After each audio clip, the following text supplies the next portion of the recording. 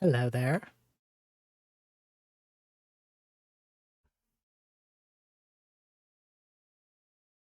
How are we doing tonight?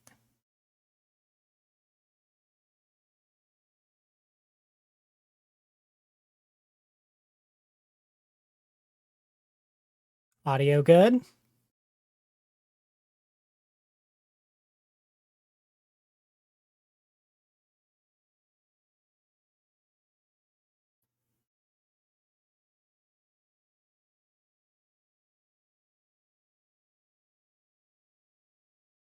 Hi.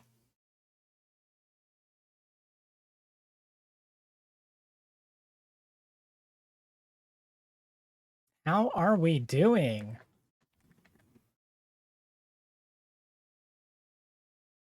Before I get started, one thing I do want to change. Lower this a little bit.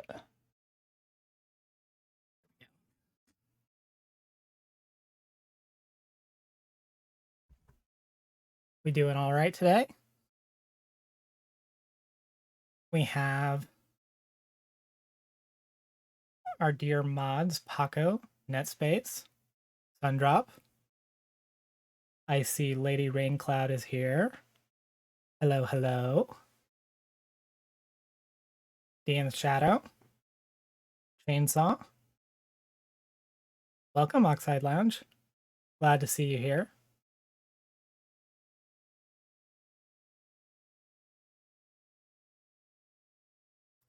You did say you were watching me in a very scary voice. That is true, Rain. I was very frightened.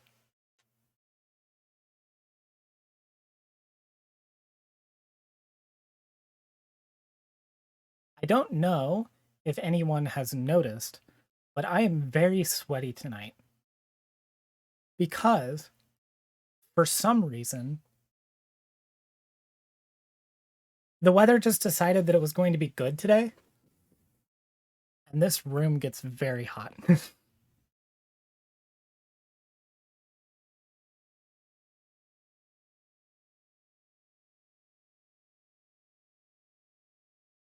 Yeah, it's warmer out here. It does seem to be trending that way.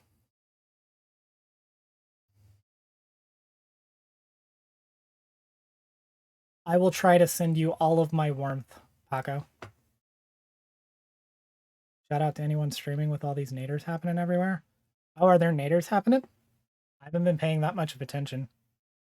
I've been too busy going into the content mines. But yeah, if there are tornadoes happening, like be safe. Also, if I sound a little like hoarse, I'm not sick or anything. I legitimately burned my throat eating food earlier way too fast. So we're just gonna have to deal with it tonight.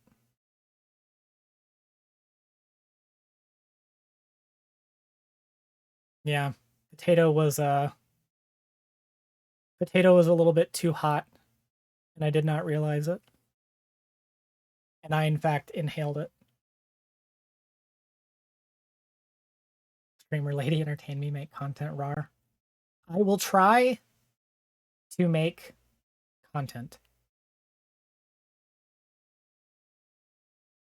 Super nervous about tomorrow's stream. You'll do fine, Sundrop. It is also normal to be super nervous. I am super nervous during every stream. And also, your first stream's going to suck a little bit. It's just fine. Temper your expectations. You'll be good. Well, you are better than all of us, Rain.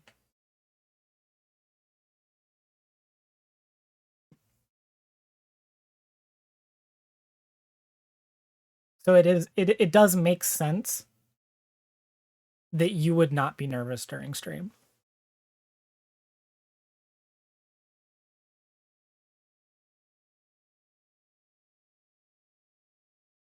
That's true, NetSpace. That is very true.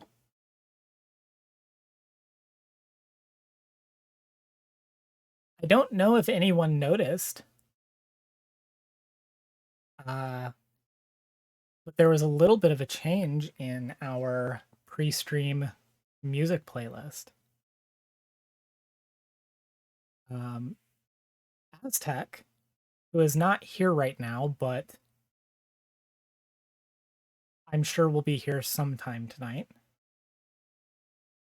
wrote some music, and that was the final song playing.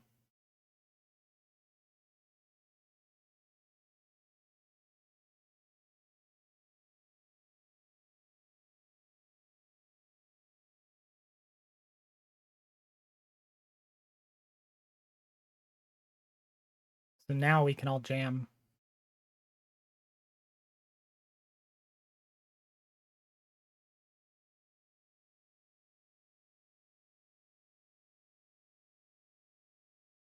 Tonight is going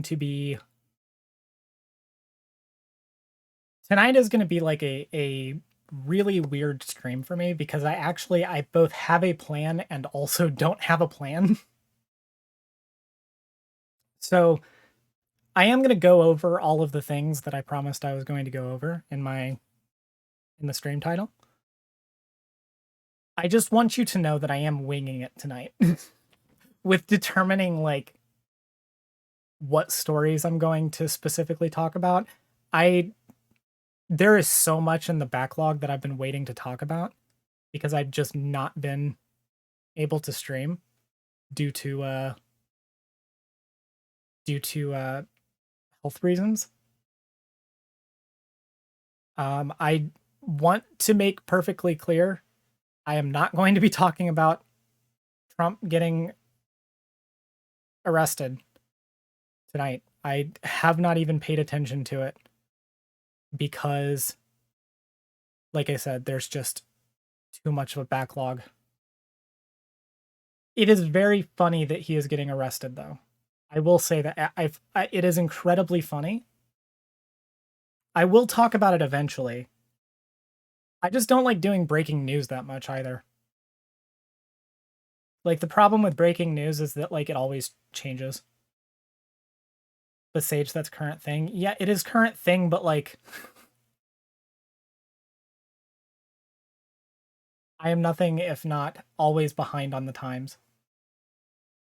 You all know my media tastes.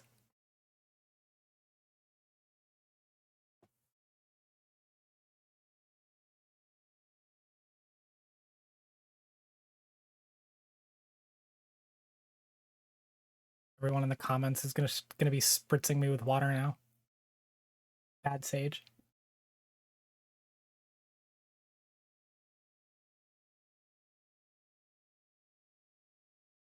Oh, I don't know that it'll be a long stream, Chainsaw, but it will definitely be a fun one.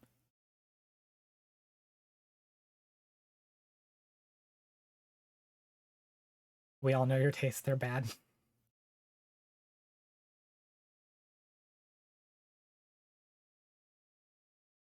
All you need to know about the Trump arrest situation. All right.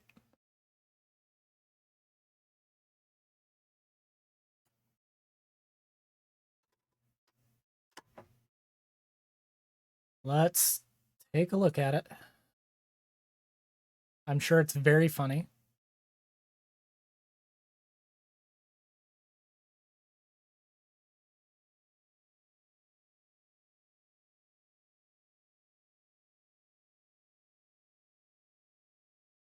That is very funny.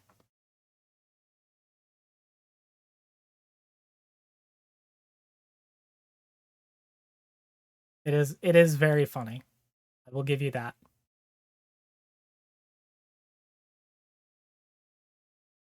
Okay.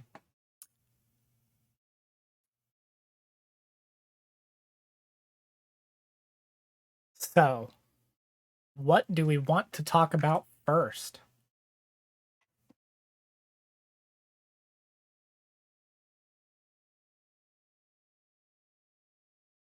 Do I want to give you the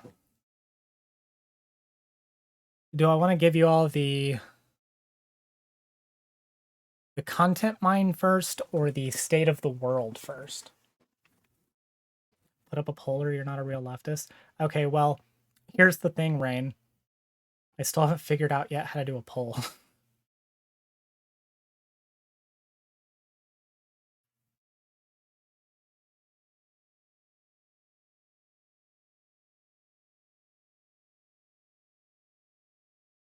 True.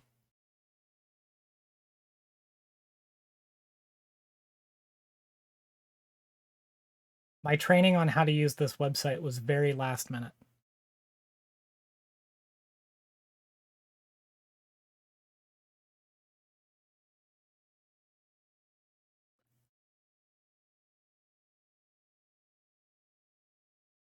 All right. We can talk a little bit about, I think, the good stuff first.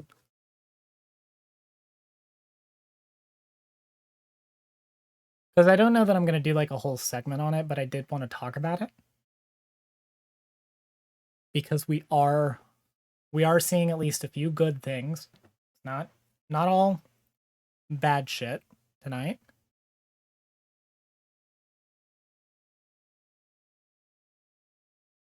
Aren't they built like Twitch? I think kind of.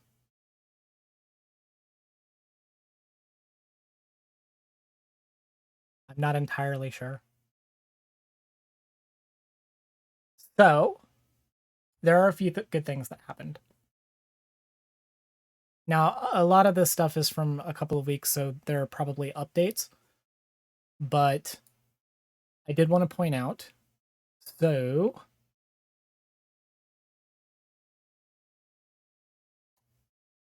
look at these. Okay, so Kentucky governor vetoed that LGBT bill.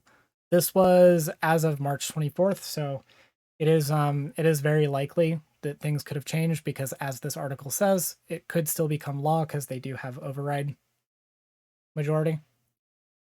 But still good that the governor is vetoing. It is a similar thing that happened in my state with the anti-trans sports bill that was passed last year. Our governor actually vetoed that bill. It did get overrode and was passed anyway, but they did actually veto it. The trans refuge state in Minnesota thing is continuing. It is getting better. They are strengthening those protections. And I saw this one the other day. I can't actually view the article, but a judge temporarily blocked the Tennessee drag law. Now, obviously, like, it's a temporary block. There's still work to do, but it's really good that that's happening. Yeah, me too. I also wish 10-foot worked with it. Kentucky veto bill was unfortunately overridden. Sweet. I love it. We knew it was gonna happen though.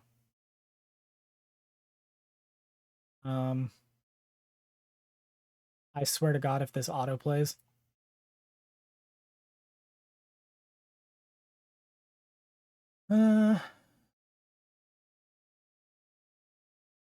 Yeah.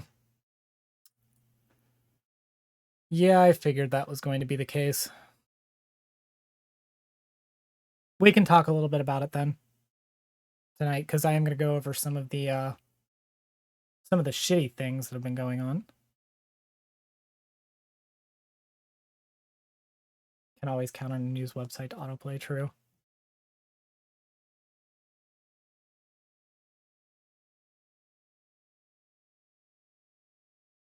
Actually, you know what?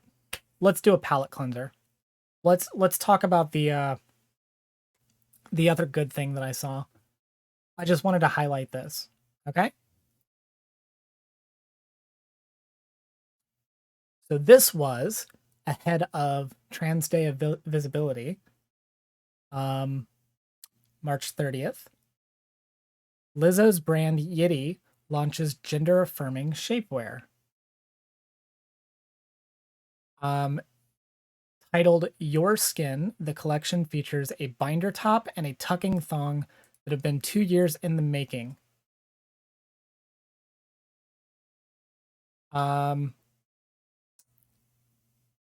These garments, which are often used by trans or gender diverse people, are designed to allow for a visibly flat contour to the chest or crotch areas.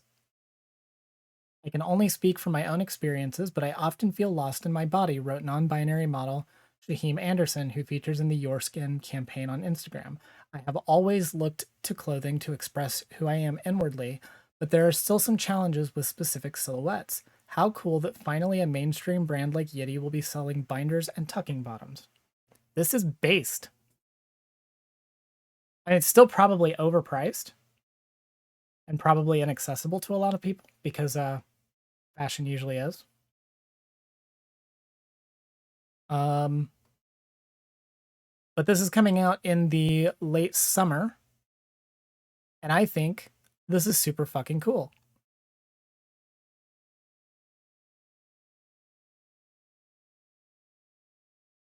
Just more good stuff happening.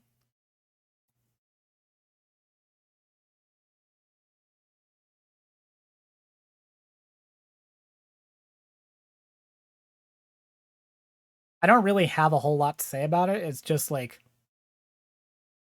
really fucking cool.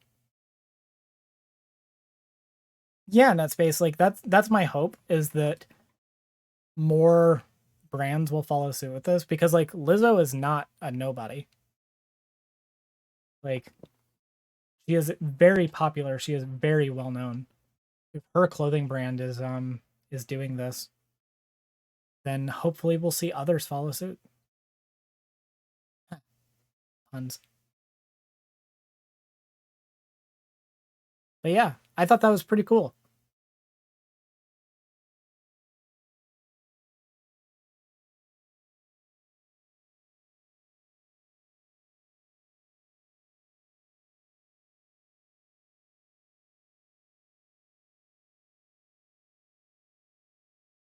I'm always in awe at how popular a celebrity can be without me having even heard their name.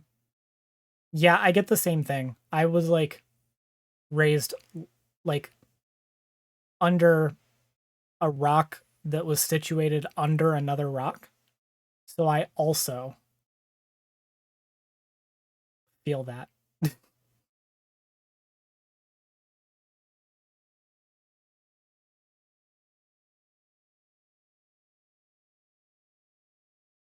Going to the trending tab on YouTube gives me an existential crisis. True. Or just like talking to somebody who's like just 2 years younger than me. Listening to my coworkers talk about pop culture, I always feel ancient.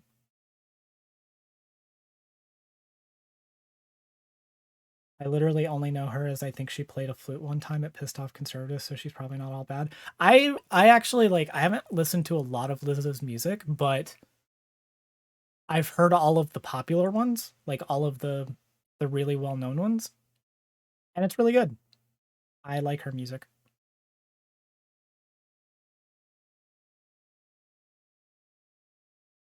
And yeah, she did play a flute one time and it did make conservatives mad, and that was very funny.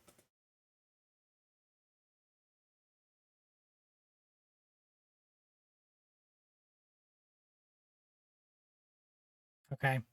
So do we want to get into stuff? I am sweating a lot right now.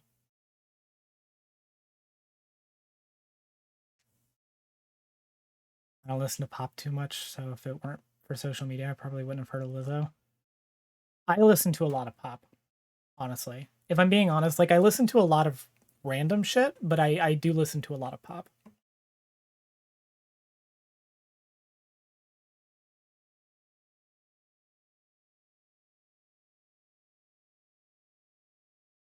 Yeah, Tree Chainsaw. I really like this. It's really good that it's happening.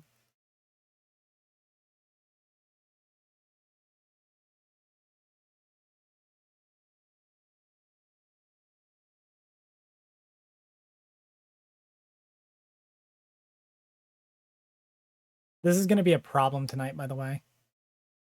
I'm sweating so hard.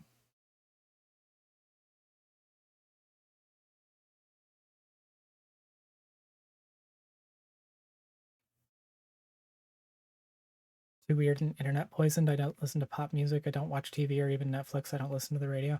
Okay, I'm kind of the same way. I do listen to pop music, but I don't watch a lot of TV. I don't even have a Netflix account anymore. And I don't think I've listened to the radio since I was like 9. I'll be real with you. I can't remember the last time I actually listened to the radio.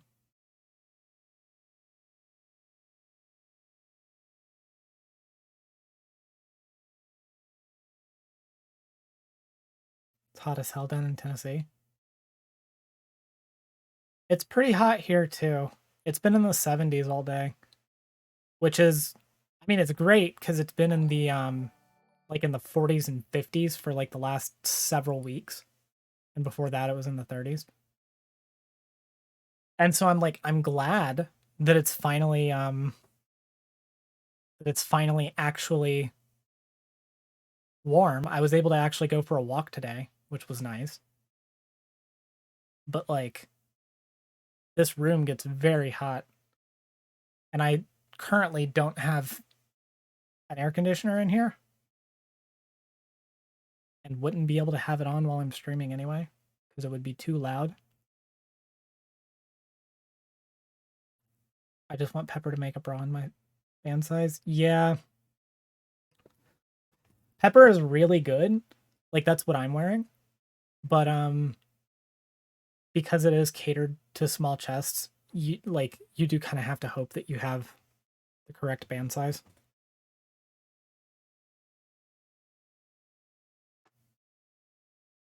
Hello, Olive Knot. Good to see you.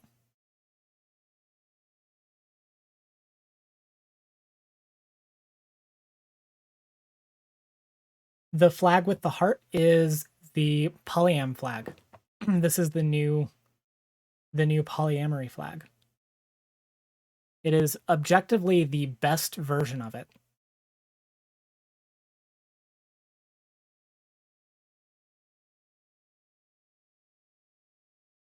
Usually means we're about to get rain.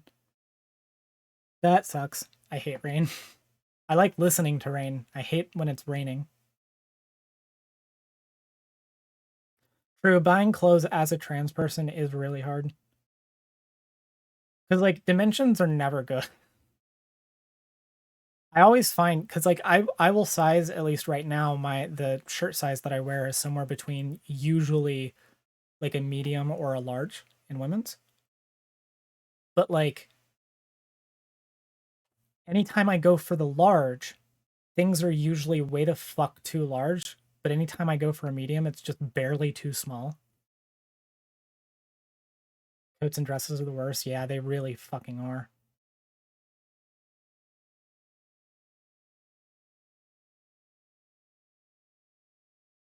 I might have to like hit you up, chainsaw, because I'm gonna need to have an air conditioner in here soon. Oh yeah, shoes fucking suck.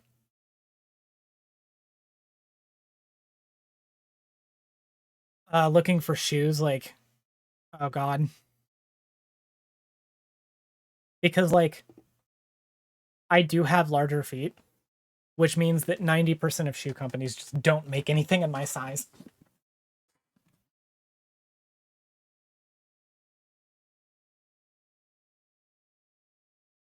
I'm lucky that I'm fine with shopping in the men's sections, otherwise I wouldn't fit in the women's section.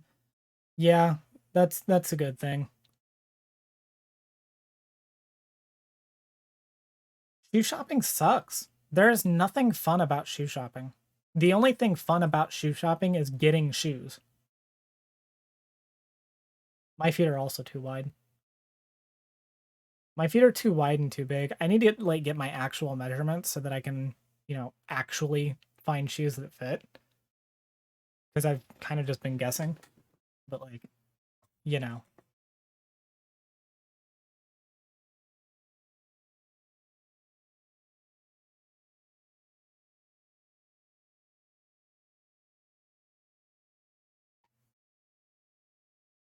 All right.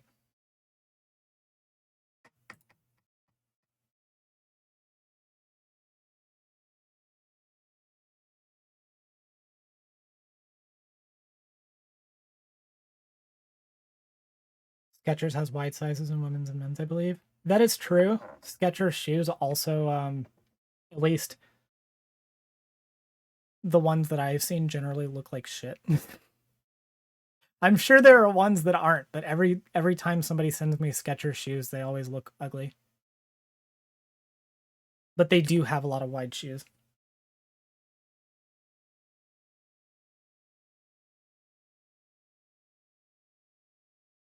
I'm sure they look great on you, Oxide Lounge.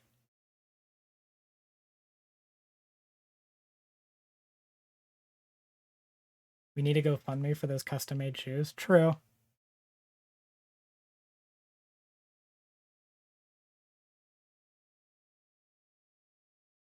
Also, I have no fashion sense. I'm the same way. I also have no fashion sense. All right, do we want to do this? Oof. Let's go ahead and start jumping into the mines. The children yearn for them, and so do I. Only this time, it's the content mines.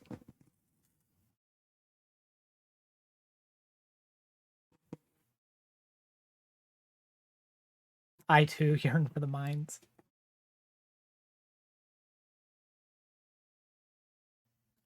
So, that might have been really loud. I am so sorry.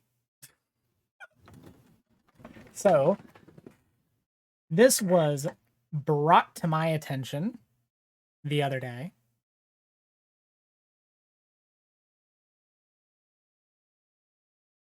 Let's go ahead and get things ready, because we are going to have some shit to talk about.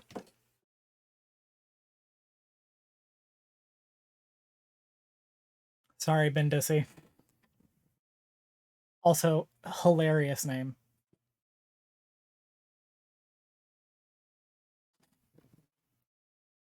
So this was brought to my attention a couple of days ago, or a day or so ago. I don't know. Time means nothing to me anymore. Apparently, Renegade Cut made a video on joining the military, and apparently it was pretty bad. By apparently, I mean it was pretty bad. I watched it, and it was pretty bad. Before we get into it, I did want to go over a tweet thread that was made. This was what I first saw that kind of alerted me to this. I wouldn't have saw the video on Twitter because I am in fact blocked by Renegade Cut, because he blocked basically anyone who was even remotely associated with some like other content creator. I don't know, something Vosh, I think. I don't know. They're all just Saige clones. Never heard of them.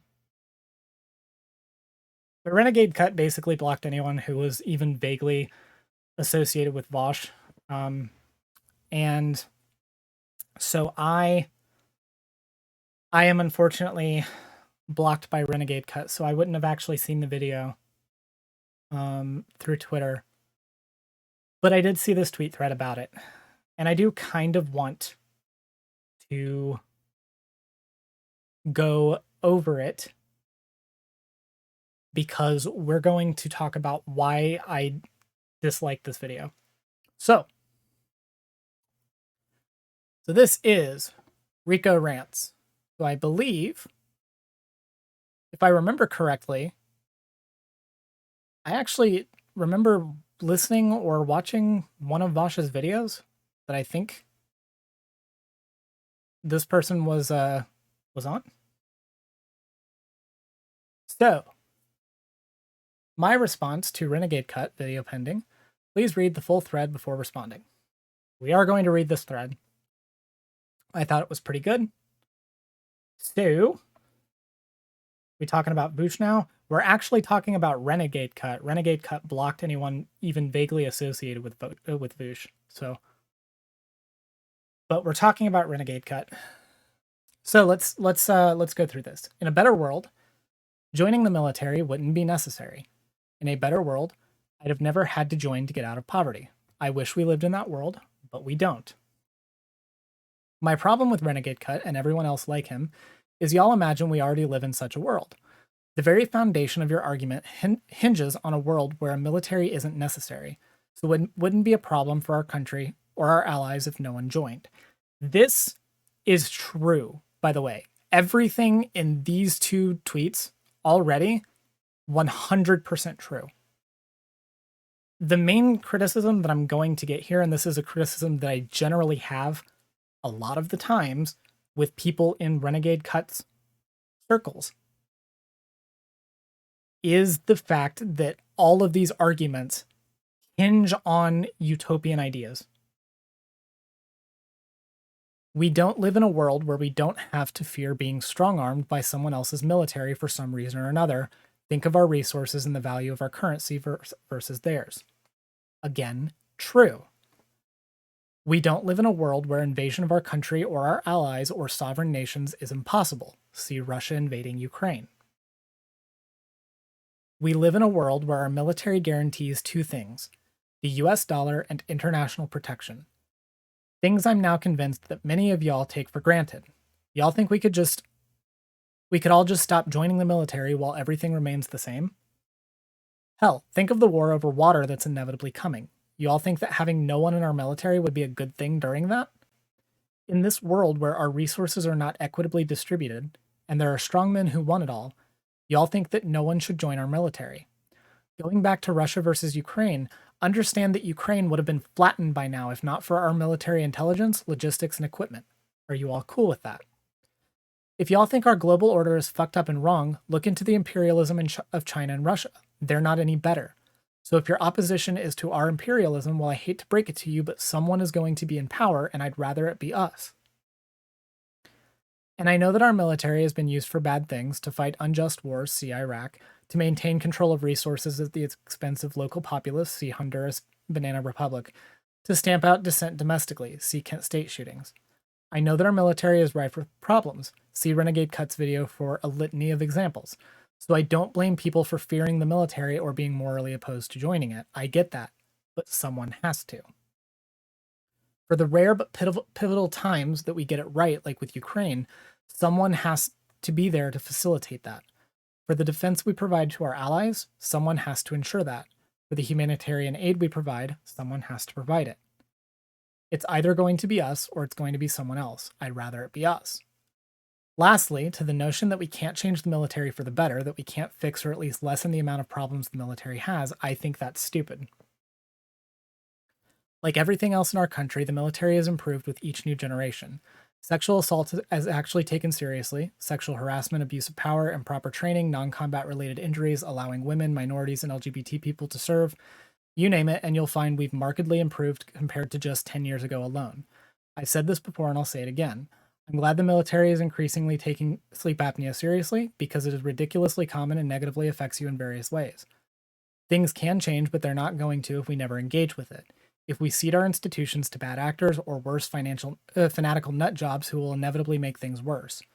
Imagine if Trump fanatics ran our military during J6 or during the 2020 BLM protests.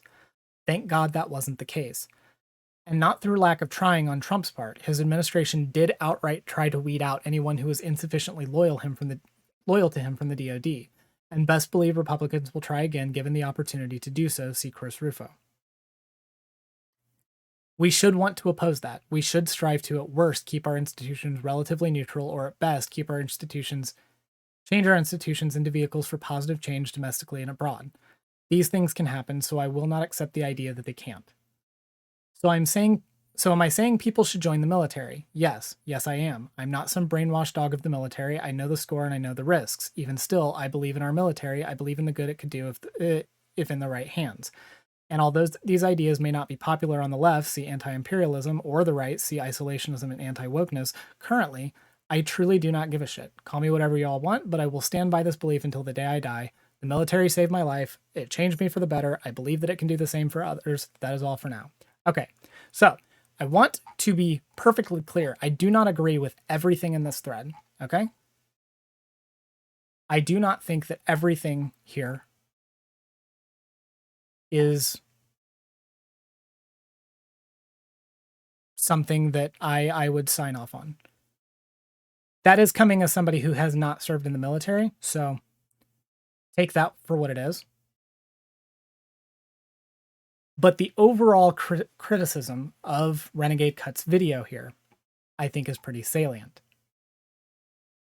We're going to watch some of the clips of Renegade Cut's video, because there are some things that I want to point out, some problems with it, and the overall, I think, moralization that Renegade Cut engages in that I do not think is helpful. One of the rare moments I wish I was on stream talking about a topic I have words. Honestly, Rain, I almost reached out to you. I just didn't have time, because I really do want to hear your thoughts on this.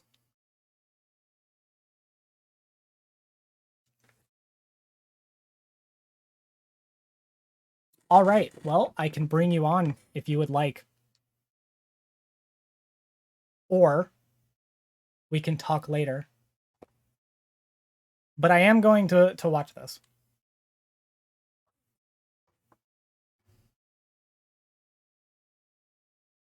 So,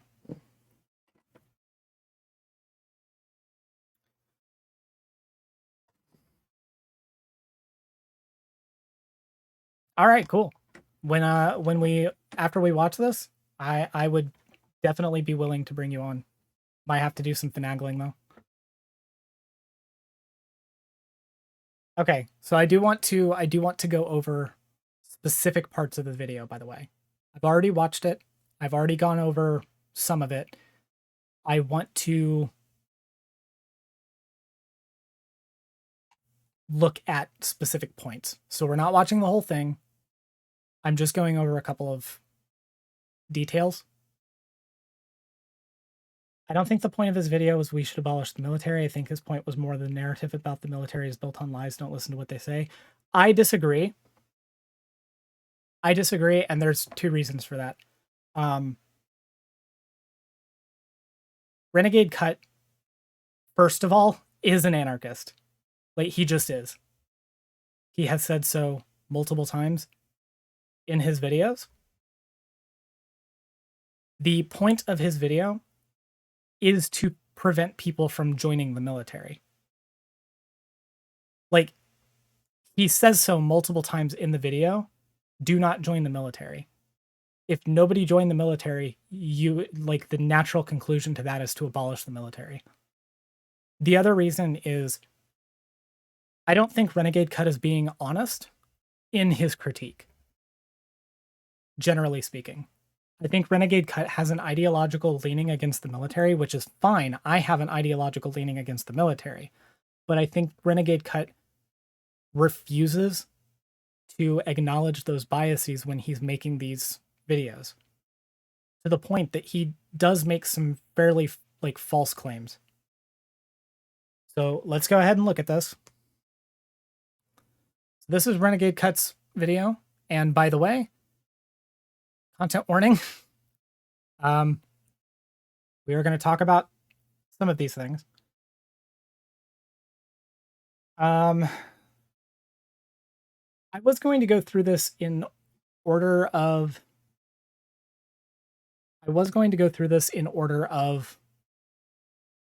points, but some of them are just petty things, so I'm not going to go through all of them in order. Let's start with this one. Okay.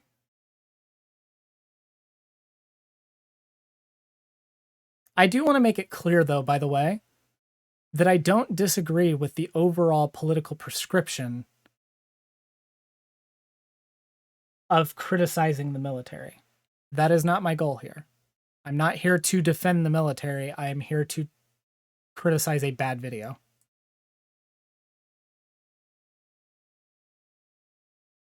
I look forward to seeing what you're talking about. I won't deny I took pretty much everything you said at face value. Well, good thing I am here then. So let's start here. Let's make sure that we can hear everything. In a long time due to its widespread unpopularity How is the during audio? the Vietnam War, so they squeeze every minute. Is it good?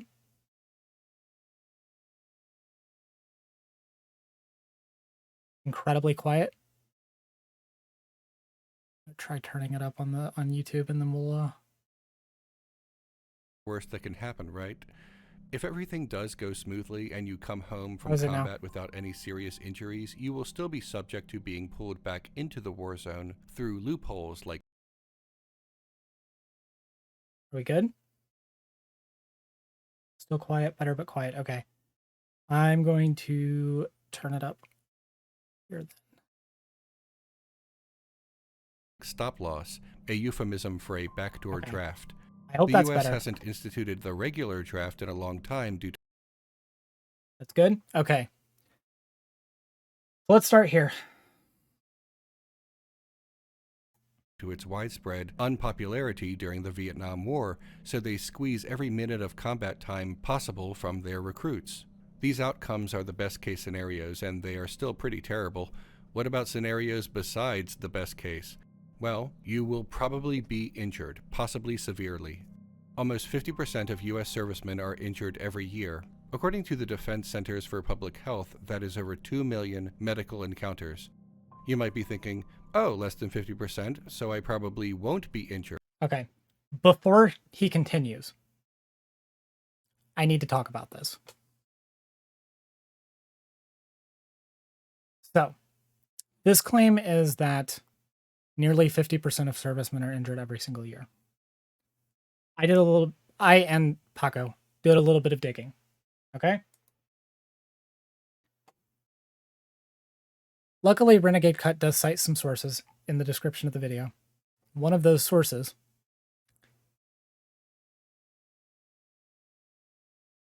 talks about injuries, causes, risk factors. The source that Renegade Cut cites, by the way, I think this is, yeah, the source that Renegade Cut cites, by the way, Renegade Cut is framing this very dishonestly. The way that Renegade Cut is framing this is that if you join the military, you are going to get severely injured. The issue is that more than half of the injuries that are caused are exercise or sports related. Because the military calculates injuries based on active service. It's not just combat related injuries that are being calculated in that statistic.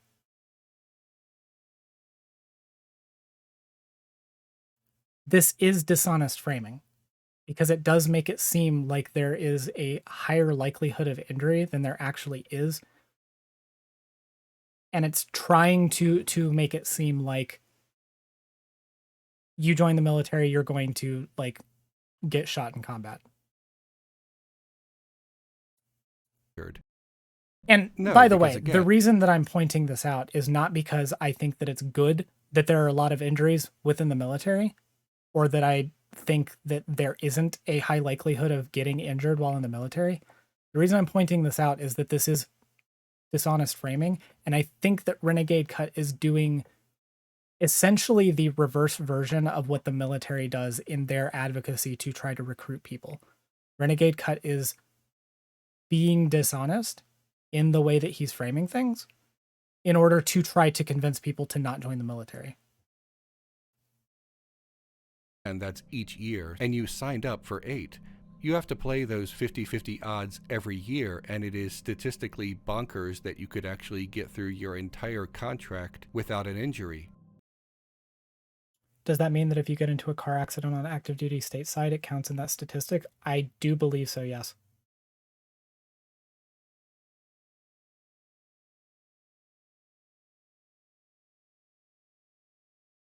Now, admittedly, not all of these injuries are catastrophic, but a lot of them are. Many of these injuries result.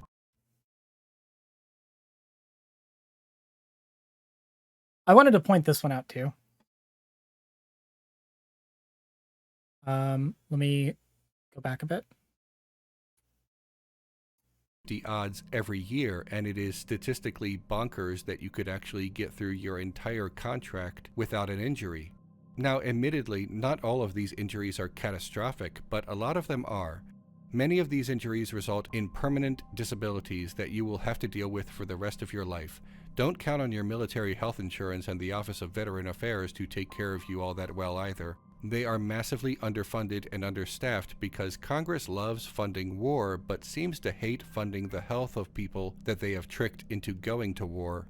There is a Okay, so again, I don't actually have a problem with the overall political view here.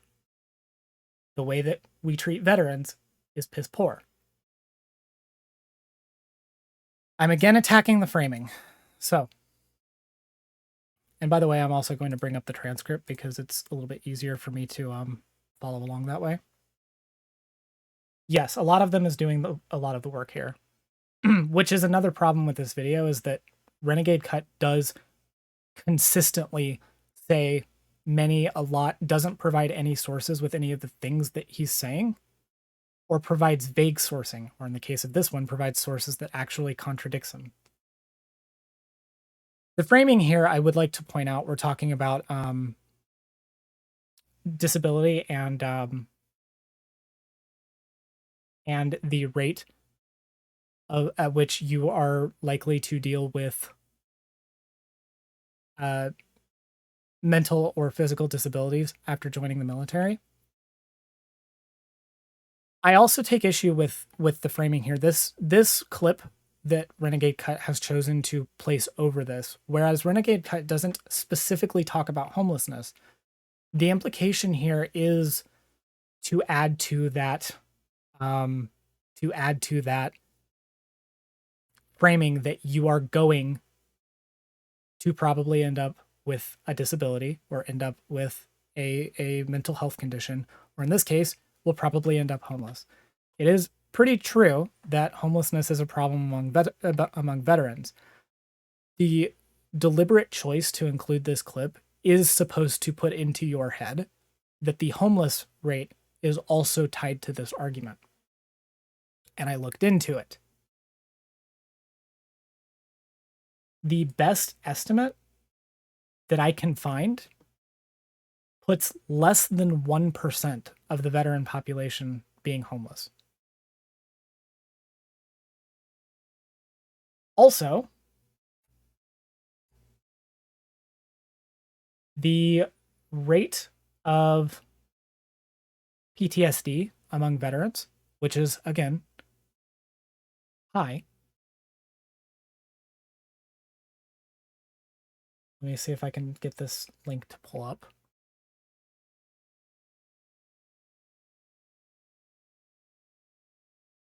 Sure, we'll just put it there. Oh, God. Oh, God. Why are we doing this? Okay.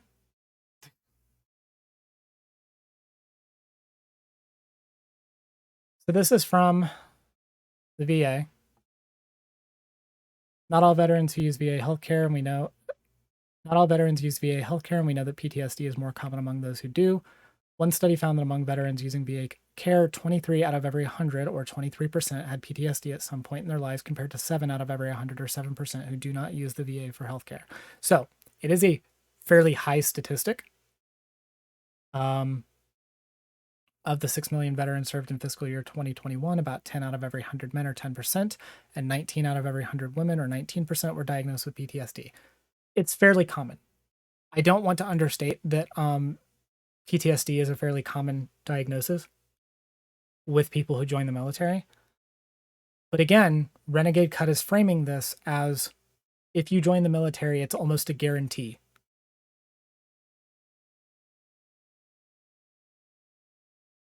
Rain has linked something. Let's take a look.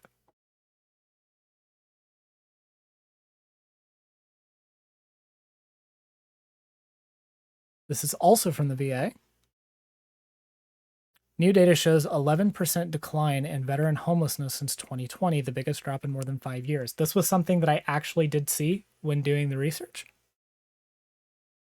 55.3% reduction in veterans experiencing homelessness since 2010. Damn.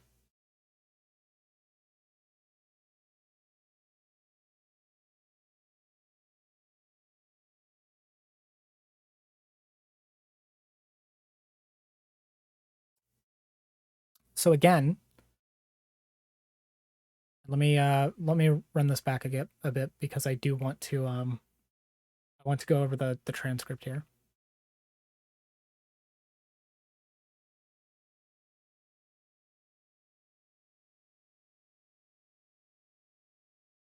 So again, Now, admittedly, not all of these injuries are catastrophic, but a lot of them are. Many of these injuries result in permanent disabilities that you will have to deal with for the rest of your life. Don't count on your military health insurance and the Office of Veteran Affairs to take care of you all that well. like was mentioned earlier, the phrase, a lot of them, is doing the heavy lifting here. In the article that Renegade Cut cites, almost 50% of military experience one or more injury each year. They result in over 2 million medical encounters annually across military services. So this is what Renegade Cut mentioned. Like, I believe he just read this word for word. Going down just a couple of bullet points. Most are overuse strains, sprains, and stress fractures, most to lower extremities, ankle and foot, knee and lower leg. More than half of these injuries are exercise or sports related, especially running. Back and shoulder injuries are also common, more often associated with lifting and carrying activities. Renegade Cut is being dishonest here. I am not suggesting that the military is good, by the way.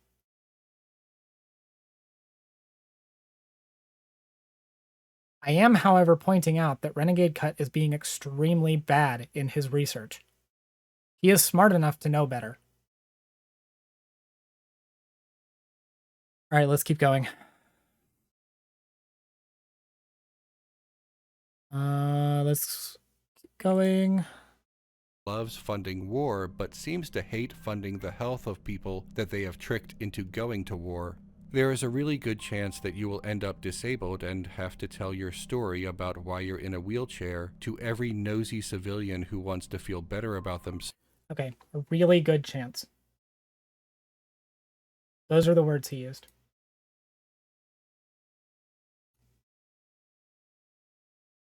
If I remember correctly, and I believe that I do.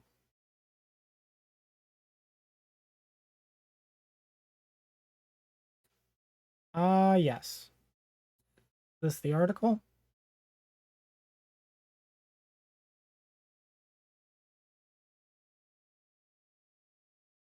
For how prepared I was for this, you would think that my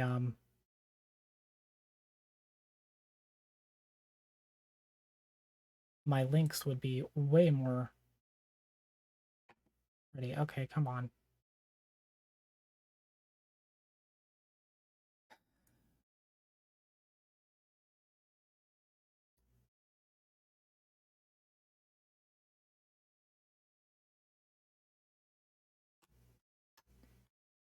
I really wish the websites would cooperate with me.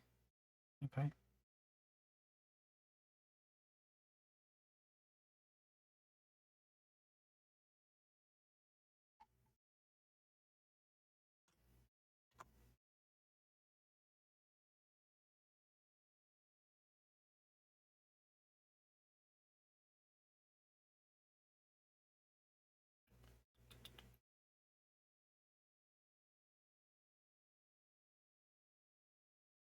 Okay.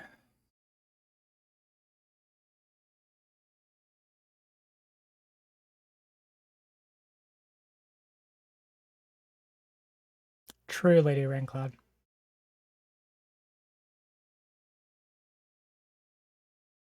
Okay, I apologize. The link is not working.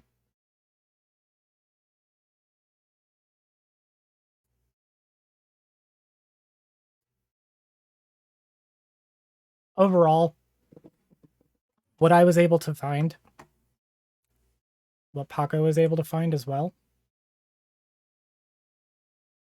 was roughly 14% of vets end up with some form of severe disability. This is including physical and mental, by the way. So when Renegade Cut says there is a good chance is less than 15%. Now, statistically, that is going to be a little bit more broad because we're going to be talking about the entire military population. Post 9/11 veterans, I believe, have a much higher chance of experiencing some sort of disability, which is going to be the majority of people now. But that is still not a majority of people. I believe the statistic was in the realm of 40%, which is very high, but is not the probability that he is framing here. Because remember, he is saying, essentially, you are going to probably have this happen.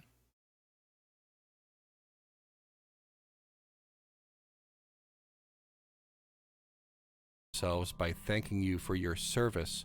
It will be exhausting, and it will never end. It gets worse. Approximately 1 in 4 women serving in the military reports that they were sexually assaulted, typically by other servicemen. Their superiors often try to conceal sex crimes, which... Okay. It is a long-standing thing we know about the military. They are very bad about sexual assault. It does happen. It is very high. The military, to my understanding, does have a higher than average rate of sexual assault against women. However, I would like to also point out that that is compared to 1 in 6 civilian women. So we are talking a matter of degrees here. Renegade Cut is kind of making it seem like you are extremely uniquely likely to get assaulted in the military compared to anywhere else. Yes, DM Shadow, it is not like the rate for civilians is that much better. This is not like a military issue, more so this is a cultural like issue around sexual assault in women. If all the statistics Renegade Cut were citing were completely true and not misleading, would you still disagree with his message? I would disagree with the conclusion of his message, i.e. that the military shouldn't exist and you shouldn't join it.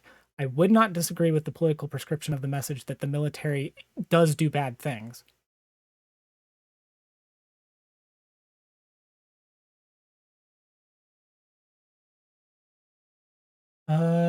Where's the next one? Okay.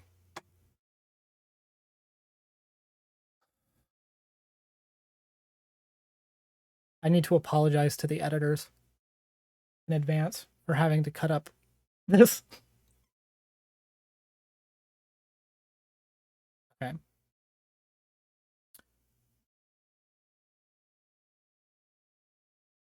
Next statement.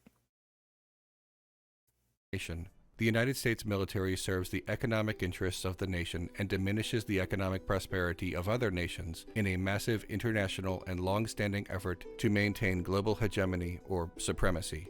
All right.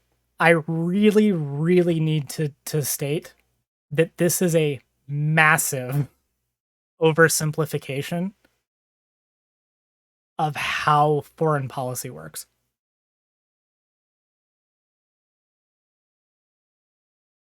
This is a massive oversimplification of how foreign policy works.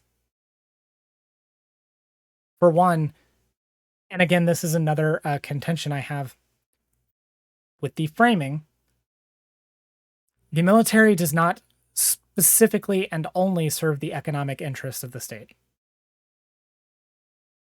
Framing it as if that is the primary purpose of the military I think is misleading and I think is wrong. Wars are generally fought over resources, over scarcity, but a superpower starting a war with a much smaller, poorer country is not doing so because of scarcity. The superpower does not do this because it has a lack of wealth. The superpower does this to hoard more wealth and deepen the unequal relationships between them, to enact trade deals that disproportionately benefit the superpower. Again, very oversimplified. Today, there are fewer superpowers, the US being chiefest among them. The US must maintain this status by deepening the disparity of poor nations and rich nations. They do this through a combination of military force and their disproportionate voting power in the International Monetary Fund and World Bank. Okay, so like I said, this is a very massive oversimplification of geopolitics. It's also kind of wrong in a way.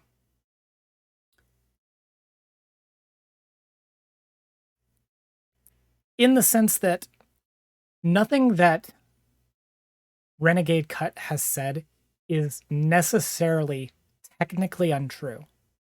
But the way that he is framing it is as if this is the primary reason why the military exists.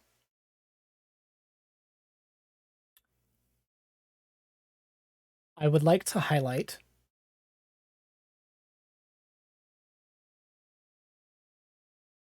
the US must maintain the status by deepening the disparity of poor nations and rich nations. For starters, this is not entirely true. While it is the case that under a capitalist system, there is going to be a tier of winners and losers to a degree, of countries that have more and countries that have less. It is not in the economic interests of the US all the time to ensure that every other country is poorer and poorer. The issue here is that we enact trade deals with other countries. Now, it is true that if countries are less wealthy than us, we can enact more economic control over them. However, the way that Renegade Cut is phrasing this, as if it is our goal to make other countries poorer, is wrong. It is our goal to ensure that other poorer countries don't catch up to us. We are not trying to make them poorer necessarily. We are trying to prevent them from getting richer. And those are two different things.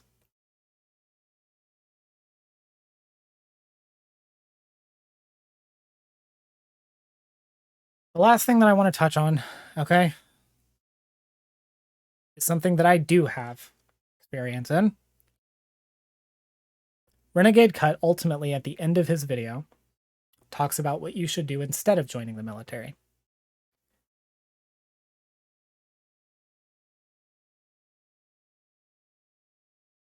Here we go.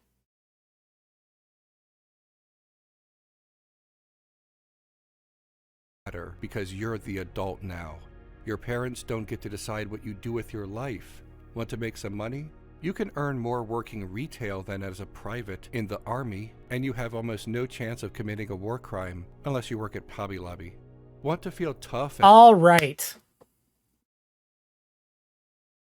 That quote right there,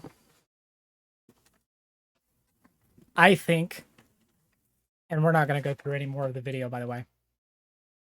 That quote right there, you can earn more working retail than as a private in the army. Okay? I would like to point out some very big flaws in the framing of that argument. Okay? Yeah, Raina, it is not true, first of all. Here is where Renegade Cut is getting that number. Renegade Cut is looking at the Army private salary, which is, from what I can tell, a base pay of $23,000 a year. Okay? Now, it is true that you can, in theory, make more than $23,000 a year working in fast food or retail. However, what this argument fails to address and what this argument fails to point out is that $23,000 a year that you are getting being a private in the Army goes a hell of a lot farther. Okay? Do you know why? Does anyone that's not Rain, because Rain knows why, does anyone who is not Rain or also Paco want to point out why somebody working as a private in the Army might have a easier time with that $23,000 per year than somebody who's working retail or fast food and not in the Army? Anyone?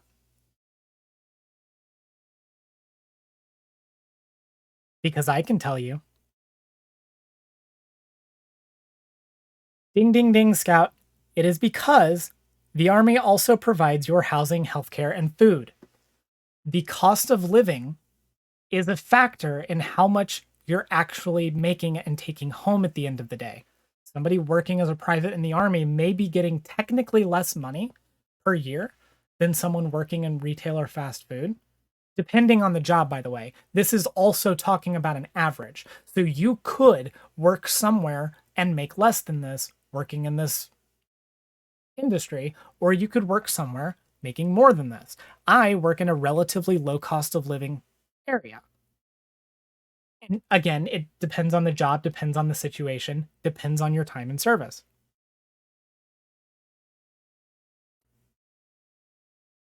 This is straight up not true. And even if I want to lend the absolute, like, most amount of charitability that I can to this, it is still misleading. Someone who is a private in the Army is still probably better off than working retail or fast food because of the cost of living.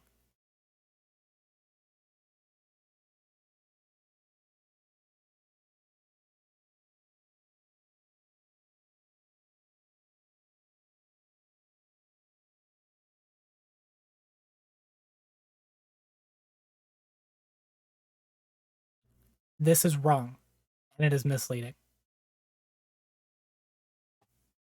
So why am I talking about this? Ultimately, like, what is my point here? Okay? It was asked earlier if all of the information was technically correct. Would I still, like, disagree with this video? And as I said, my contention is not with the criticism of the military, because let me be clear, the military sucks. Or rather, the military industrial complex sucks. Yes, Aleph Not, this has big suburban anarchist vibes, and I wonder why. Because suburban anarchist might actually be the best description of Renegade Cut and his content.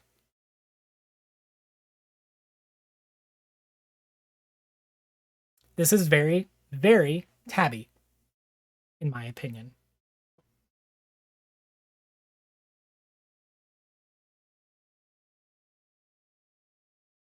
Because the problem with Renegade Cut's video is Renegade Cut will point out real problems in the military. I want to be clear with that. I am giving credit where it's due. Renegade Cut has pointed out actual problems. The issue is, at the end of this video,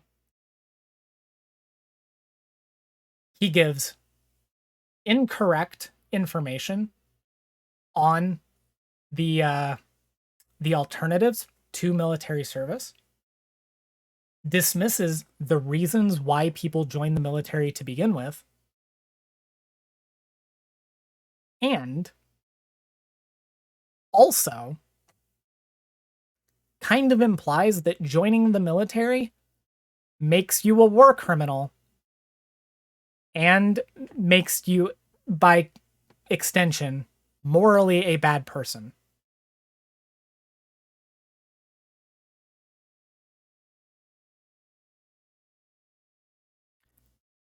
No, with Outro, it's not that Renegade Cut needed to consult with an expert or an editor. It's that Renegade Cut ultimately is baby's first anarchist in video essay form and is just being dishonest. I used to have a lot of respect for Renegade Cut because I generally do think he makes decent videos. The problem is he tends to oversimplify things and he refuses to address his own biases. He speaks as if his personal opinions and as if his personal feelings about a thing are just facts. And the sources that he's been citing don't even all agree with him.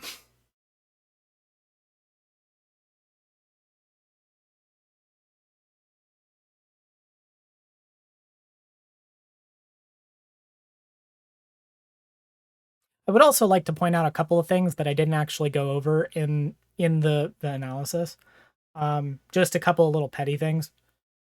First off, Renegade Cut also fundamentally misunderstands how the oil market works. I'm just going to say that straight up. He just doesn't understand how the oil market works. He also makes the claim talking about military funding because he does this thing early in the video where he infantilizes people who want to join the military by basically saying, "Oh, it's fine, hun, you're all being like propagandized to," and like to justify that, he talks about how a lot of movies get military funding, which, by the way, is true. However, it's also worth noting that usually when movies get military funding, it's so that they can get permission to have military equipment shown in the film. The military does often get to sign off on final scripts in order to give that funding, but typically it is only so that they can ensure that the way the military itself is portrayed is in whatever like positive light.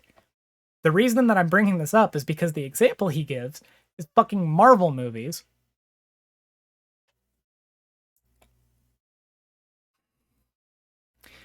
Most Marvel movies don't get military funding. There are a few reasons why. Most Marvel movies don't get military funding because most Marvel movies don't portray the military either at all or in that positive of a light. The ones that did get military funding, by the way, were Iron Man 1 and 2, Captain America 1 and 2, and Captain Marvel. And I want to point out that in those movies, the military was almost ambiguously always the bad guy in the situation, if we're, lumping in the military with the US government. Because the military wasn't really, like, portrayed that heavily in any of those movies, save for Captain America 1 and Iron Man. In almost every situation, the military here is not shown in a positive light. There are so many other better movies he could have used as an example. I know that that's petty of me to like point that out, but I just want to point that out. Not only is he wrong about the movies that he chose to use as an example, but like there are so many other better movies that he could have given as an example of military propaganda.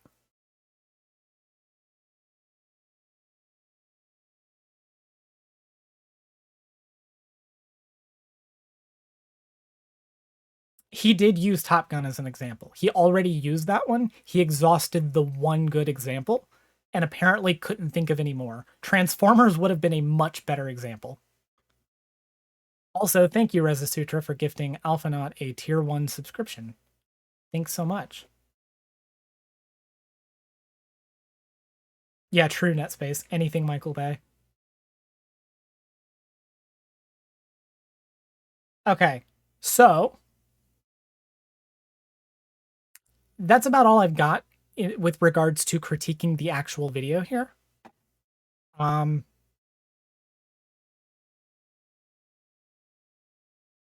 Rain did seem like she wanted to come on and talk about this. So, if you still want to come on, we can go ahead and orchestrate a call, because I would love to hear your perspective on this. I almost reached out to you because I knew you would have, well, the best opinions here, the most correct ones. All right, so let's go ahead and get the call set up.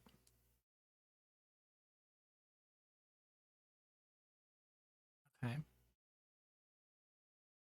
My headphones have been dying too, which is dumb because I was charging them.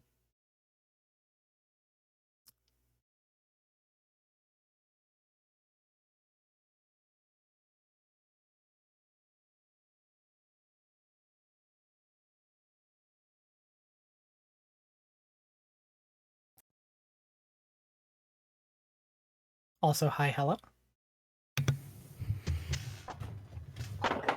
Okay, check 1, 2. I can hear you. I don't know if the stream can hear you. Can we hear Rain?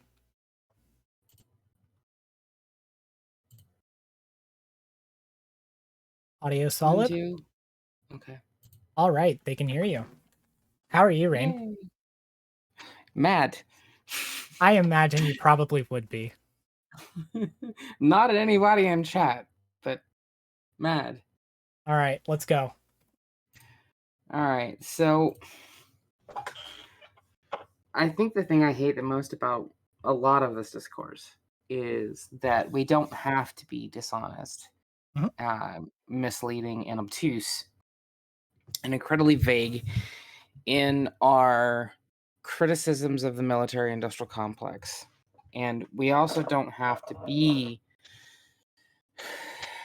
Amerocentric in our criticisms of the military-industrial complex on a global scale either, which is something that I see time and time again, that, with tankies, for example, that are up China's butt or Russia's butt, that, America bad, but whatever Russia does is fine, whatever China does is fine, whatever any other country does is fine, just whatever we do is bad. And it's like, well, if you have any actual moral and ethical consistency, you would say that Russia's invasion of Ukraine is wrong and bad because they are the aggressor, period, end of story.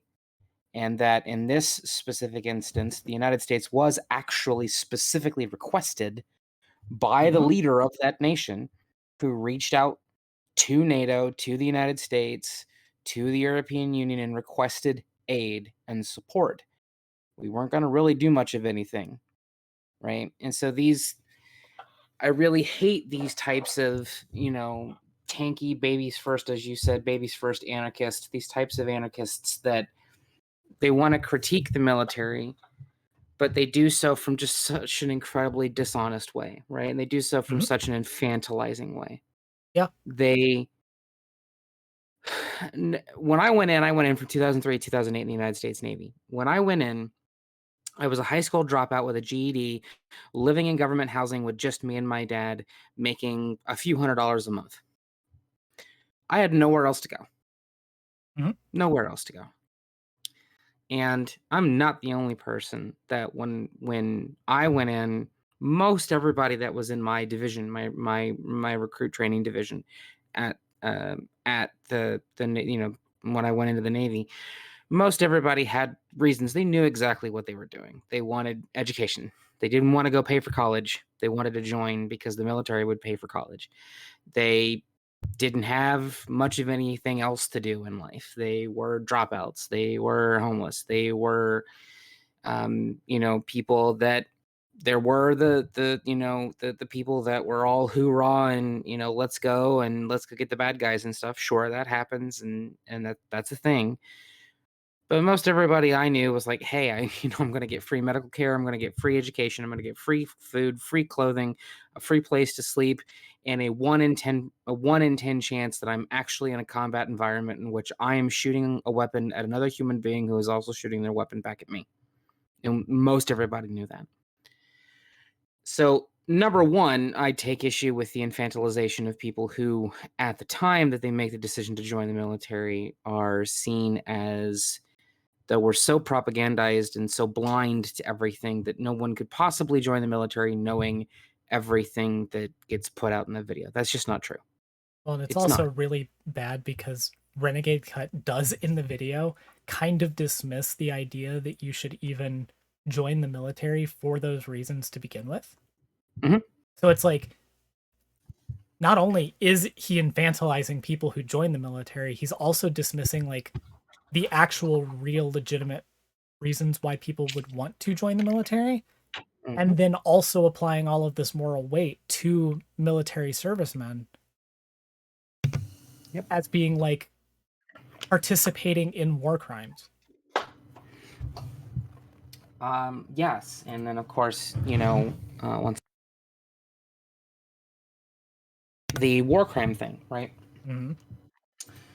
The war crime thing is something that um really just infuriates the hell out of me, right? Because I was first and foremost what we call an undesignated deck seaman aboard a U.S. Navy warship, a warship that never fired in anger against any target Mm-hmm. the entire time that I was on board that ship. And even if it had, would that have made me a war criminal because I was one of several hundred individuals making that ship run? Number two, after that, I transitioned to becoming a medical professional in the military and ended up working at a hospital, Naval Medical Center, Portsmouth, Virginia. You know what I did? I started my career at the Naval Medical Center in Portsmouth, Virginia, as a patient administrative and records keeping assistant. Wait, are you I telling went me in. that you didn't personally destroy thousands of civilians in a foreign country as a medical Correct, professional? correct. So I did patient administration and records keeping first. After that, I moved to um, complicated OBGYN, maternal infant child, neonatal intensive care, and prenatal and postnatal care, and then did some other bits and pieces here and there before I willfully discharged. Mm-hmm. And I have an honorable discharge, and I am a disabled veteran with a disability, with a bad injury. I was hurt twice, and with PTSD. Um, but my specific issue here is that Article 8, under the Rome Statute of the International Criminal Court, which discusses war crimes, what war crimes are. I feel like I'm doing a little bit of hardcore debate bro, loner box level debate bro stuff here. But just to say that everybody in the military does war crimes, right? There's the people that say that obviously don't know what a war crime is, number one. And number two, don't understand the implication that has to somebody, right? So, like, what is a war crime? Well, so usually war crimes means what they call grave breaches of the Geneva Conventions. Mm-hmm. That means willful killing, torture or inhumane treatment, including biological experimentation, willfully causing great suffering, extensive destruction and appropriation of property not justified by military necessity and carried out unlawfully and wantonly, compelling a prisoner of war or other protected person to serve in forces of hostile power, willfully depriving a prisoner of war or other protected persons of rights of fair and regular trial, unlawful deportation or transfer or unlawful confinement, and taking hostages. Those are the primary breaches of Article 8, which is again, the Rome Statute of the International Criminal Court as defined by the United Nations. Those are the 8 primary understandings, and then there are other serious violations of law. I also noticed that these individuals never talk about the Uniform Code of Military Justice. Do you know what that is? I do not. So the Uniform Code of Military Justice, otherwise known as the UCMJ, is a guiding article system that guides conduct within the United States Department of Defense. The UCMJ has multiple punitive articles. These articles range from accessory after the fact to public records offenses to larceny to fraudulent use of credit cards to robbery to kidnapping to assault, you name it, right? Doesn't like there's literally hundreds of articles underneath the Uniform Code of Military Justice. I myself was actually brought up on Uniform Code of Military Justice infraction for falsification of official government documentation. The situation that happened there is that as a hospital corpsman acting as an assistant to a registered nurse, in which we were a nurse corpsman duo. She had 4 patients. I had 4 on a maternal infant child ward, and where I was taking care of 4 moms and 4 newborns, and she was taking care of 4 moms and 4 newborns. I, and having worked over 12 hours, stated that in my nursing notes that I had given the patient a medication as prescribed at the time that it was supposed to be given, right? So if the doctor says every 4 hours and it's time to give the medication and I give the patient the medication, I'm supposed to document that. Because again, a lot of people don't realize that we document absolutely everything in the military. Yeah. Everything. Oh, Absolutely everything. Yes. I stated that I had given the patient her medication at 8 o'clock. I had done so 10 minutes prior. Oh, no. So I had falsified official government documentation, which was my oopsie and thinking it was 8. Mhm. Now, thankfully, an investigation was launched. I was brought before Captain's Mast, as it is called. I was brought for a UCMJ infraction. And an investigation had shown that not only did I actually retrieve the medication as was required from our Pixis station, as it was stated, not only did I go into the patient's room, make sure the patient was okay, the patient stated that I had in fact given her medication. The only thing I had done was simply just oopsed that I was off by like 10 minutes. That's it. That's all I had done. My career could have ended on the spot. Can't believe you would commit such a war crime. Exactly. So when we talk about these types of things, right? Like people don't have, I think, the level of understanding of why there's a lot of veterans, for example, who get really pissy when cops go, "Hey, I was afraid for my life. I was afraid for my life. I was afraid for my life." And it's like, yeah, well, I've got to go through 11 different steps and make a phone call before I'm allowed to shoot you, because if I do, I'm going to a courts martial general. I'm probably going to federal penitentiary for the rest of my life. But, hey, go off, queen. Like, you were afraid for your life, sure, but I hate all of this because it's not talking about specifics. It's not talking about the 24 veterans a day, every day that commit suicide. It's not talking about the specific rates of PTSD. It's not talking about the specific funding in the Veterans Affairs Administration, which, by the way, is asking for $368 billion this year, which is the most money that the Veterans Affairs Administration has ever asked for, meaning it's not underfunded.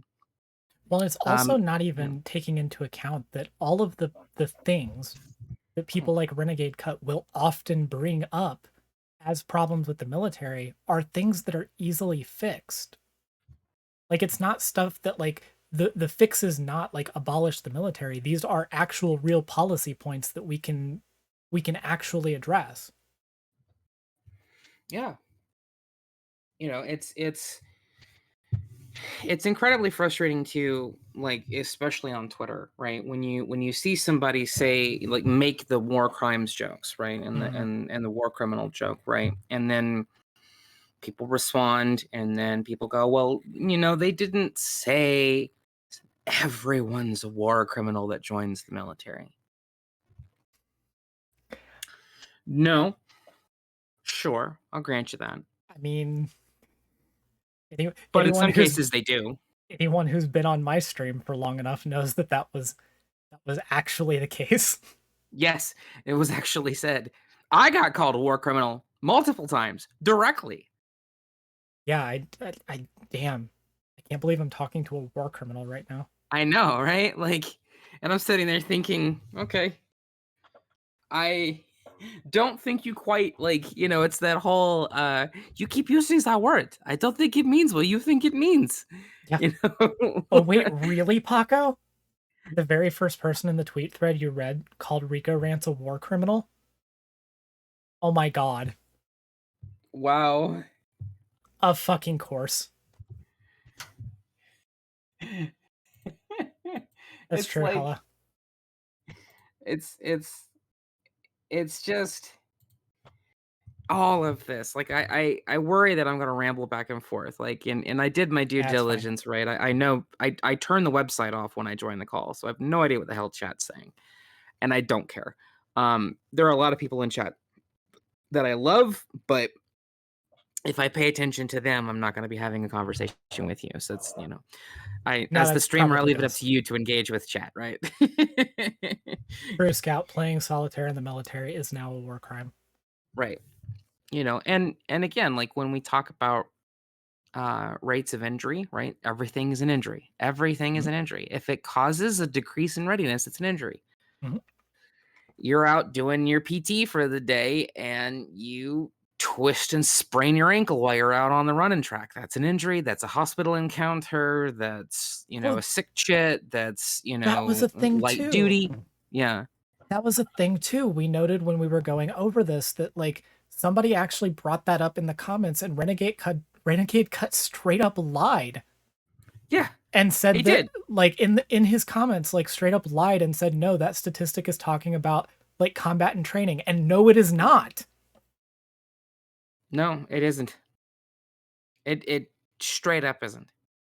At the end of the day, the overall problem I have is as yours. The framing and tonality and focus of these types of video things that people are doing, right? Where they're not actually sitting back and looking at things from a proper statistical analysis, from a proper leftist analysis of like material conditions and environment and the very real after effects, right, of what people go through once they're out of the military. Is the military bad? Yeah, absolutely. And I say that as somebody that joined and was there. Um, is it necessary? Yes. Sorry, Yeah, it no, is. it just straight up is. Do I wish it wasn't necessary? Yes. Yes, I do, wholeheartedly. Do I think that there are some instances in which a military is absolutely necessary? Yeah, I mean, look at Ukraine, Mhm. right? If Ukraine didn't have any military capability whatsoever, Russia would have just walked in and took it all. That would have been the end of it. And that's the same for every other former Soviet bloc nation that doesn't want to return to being a part of Russia. And I have to ask these people the same question that the Twitter thread asked. Are you okay with this? Are you okay? Yes or no? And this is one of those situations where you don't let them weasel out of the question. You keep asking the same question until you get a yes or no answer, Mhm. because it is a yes or no answer. Are you okay with one sovereign nation invading another sovereign nation? Yes or no? Period. End of conversation. If the answer is no, then it's no for every country on the planet, including ours. I'm against imperialism Mhm. when it's America. Exactly. Yeah. I'm only against imperialism when it's America. When it's everybody else, imperialism's bad, period. I don't understand why that's a cancelable take. Imperialism, warmongering, all those things, it's all bad, period. I No mean, matter who does it, it's bad. have you considered, Rain, that the real war crime is war, and if you are a part of war, you are committing a war crime. I have considered that. That is an interesting point of view, I will say. Um, You know, when I got people on Twitter that are mutuals saying, "Oh, we are both war criminals, me and you included. Even the lunch lady is a war criminal," and I'm like, "You have got to be fucking kidding me." Yeah, I mean, to be fair, some food is a war crime. That's true, but here's the thing, right? So people talking about like, you know, you're not going to have time for luxuries and things, right? Which is something that's not just been said in your chat, it's been said elsewhere. It's just not true. When I worked at Naval Medical Center Portsmouth, Mhm. our food court had a fucking Pizza Hut and a Taco Bell and a KFC in it.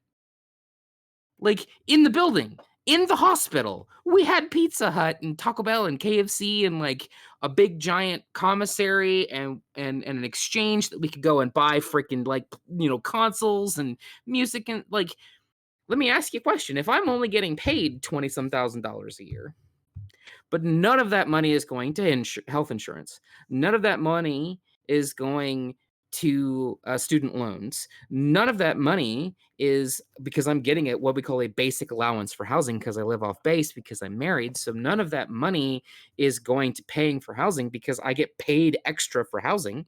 Mhm. And I get paid per diem to drive to and from work. I get paid what we call BAS, basic allowance for subsistence, because I don't eat at the base Mhm. commissary in the base cafeteria. I eat off base, which means they get me like $300 or $400 a month for groceries. I don't pay for any of my uniforms. It just kind of comes out of my, you know, whatever. Right? What else am I doing with the $23,000 I'm being paid? Mhm.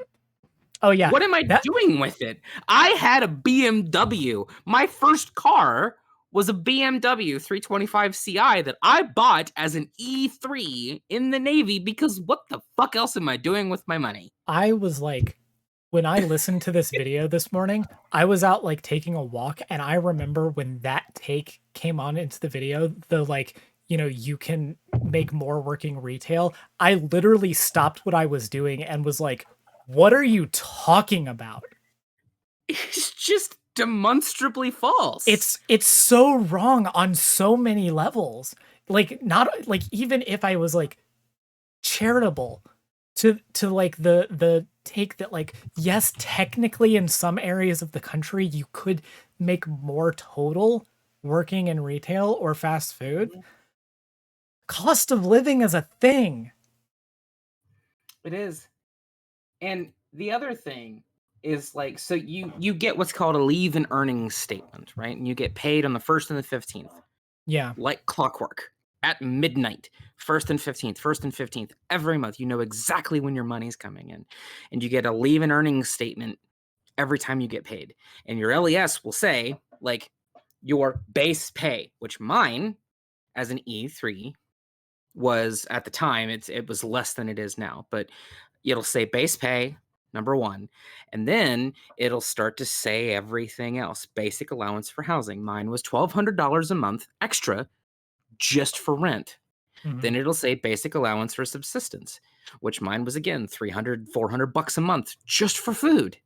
Then it'll talk about your per diem, which is your like travel funds. Then it'll talk about whether or not you're in a combat environment, whether or not it's taxed, whether what your actual leave earnings are, because you earned like a few days a month of leave that you could go on, Mhm. where you could just, you know, take leave and go. And then it starts like going like an itemized full breakdown of everything that you're paying you. And when you think somebody my age joining at 19, I get free healthcare, I get free education, I get gas money, I get food money, I get rent money, and then I get 20 some $1,000s a year. Yep. In short, I was actually making closer to 40 to $50,000 a year. So it's just wrong, Yeah. period. And when you talk about it like that, the average person is going to think, "Holy shit, what a deal." Mhm. Well, it's like somebody mentioned in chat earlier, like people would not join the military if it didn't pay. Exactly. And it's not that it pays. Again, depends on the job. Mhm. You also get bonuses for reenlisting, big ones. You Mhm. get bonuses for certain jobs. I had a friend of mine that went nuclear, got $120,000 enlistment and sign on bonus Jesus. on the spot, paid untaxable right into their bank account. $120,000 right then and there on the spot. All their schooling paid for, all their travel paid for, all their food, all their uniforms, all their cost of living, plus the fact that they were fast-tracked to E4, plus the fact that by the time they actually got out of school 3 to 4 years later, they were going to have time in service, which increases the amount of money that you get every year. Yeah, okay, and if you're lucky enough to be deployed and Mhm. being in any sort of support operation or even active duty, well, then your entire leave and earnings statements when you're deployed are untaxable. By the way, the military gets taxed. I had to pay state and federal taxes. Mhm. So I'm kind of paying myself. Right? Like I got paid and then had to pay state and federal and local. And some cities and some states don't care about any of that. But I still had to pay taxes. Me when I pay myself. Exactly. Right. And so I know it sounds like, I'm sure there are going to be people maybe in chat or in comments or whatever, they're like, "Oh, Rain's pro-military." I'm not.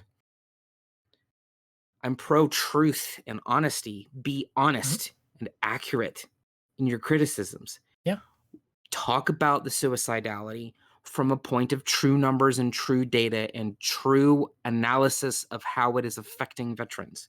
And Talk with about, like actual prescriptions on how to fix it. yes, Not this talk like about vague sexual notion of assault.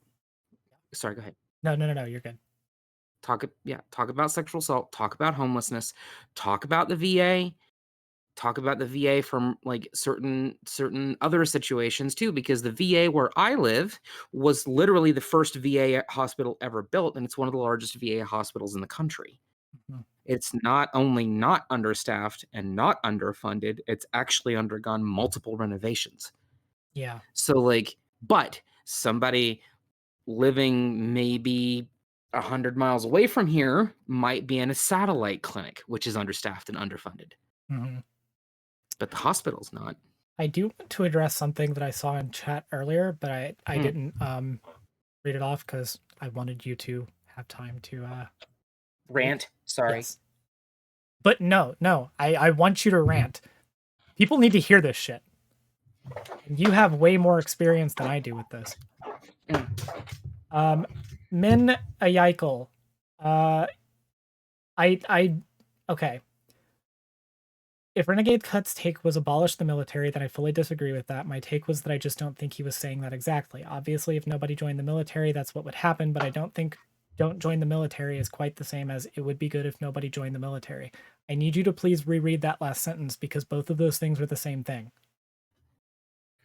Yes, they are. Like, it would be good if nobody joined the military is functionally abolish the military. That's my contention here.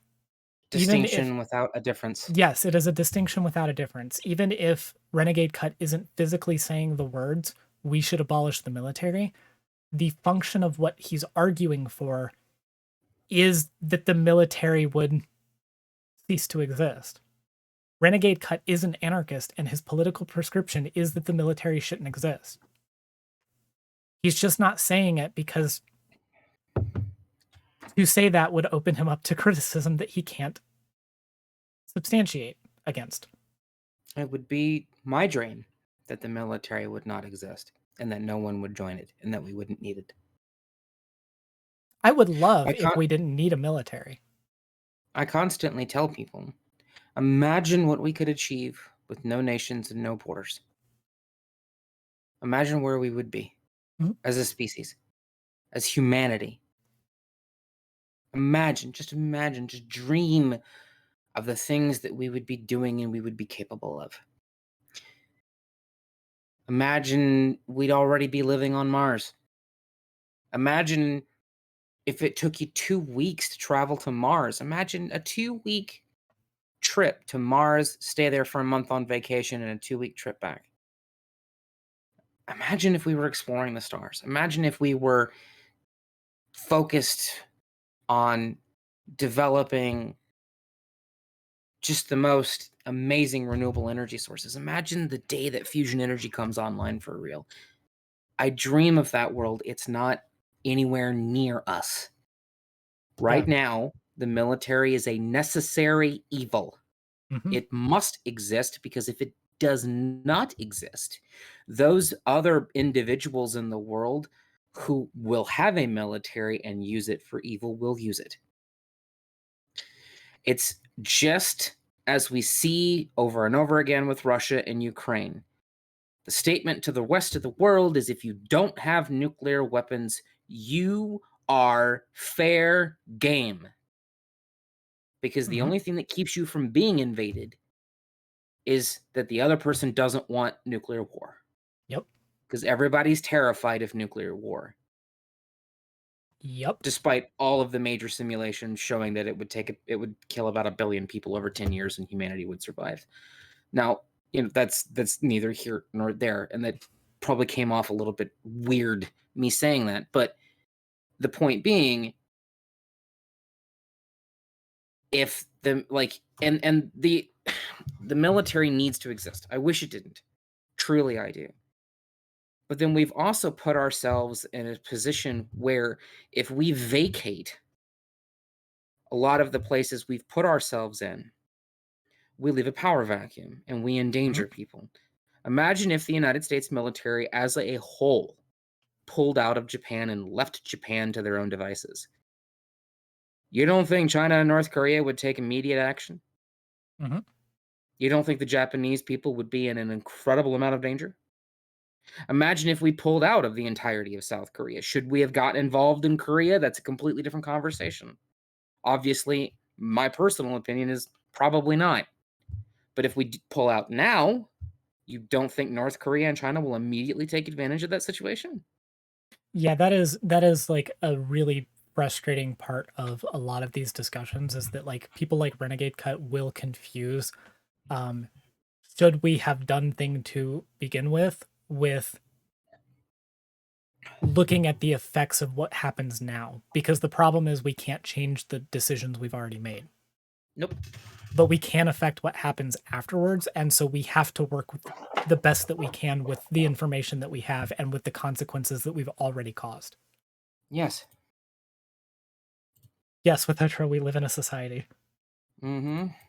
We just so happen to live in a society, right? Like we're in a situation in which we've screwed up so much that we've placed ourselves in positions in which other people actually do depend on us. Mhm. And for example, Japan, I've been to Japan, and I've been to Japan walking off of a military installation out into the public to speak to Japanese people. Mhm. And I can tell you that the Japanese are not fond of our presence when it comes to American military in the places where the American military is.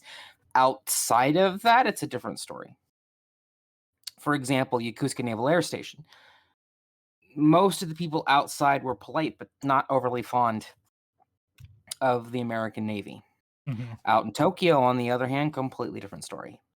Osaka, Otawara, like, different areas out there, a little bit of a different story, right?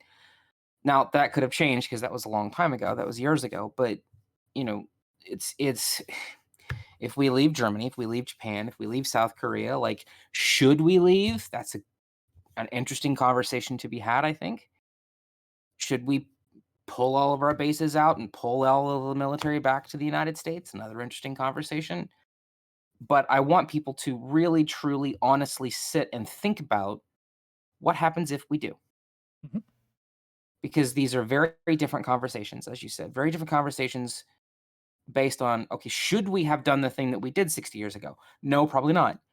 Well, okay, so we should just leave now then. Well, yeah, but if you talk to any of my Belarusian friends, they don't want us to leave because they're terrified. Well, and it's too like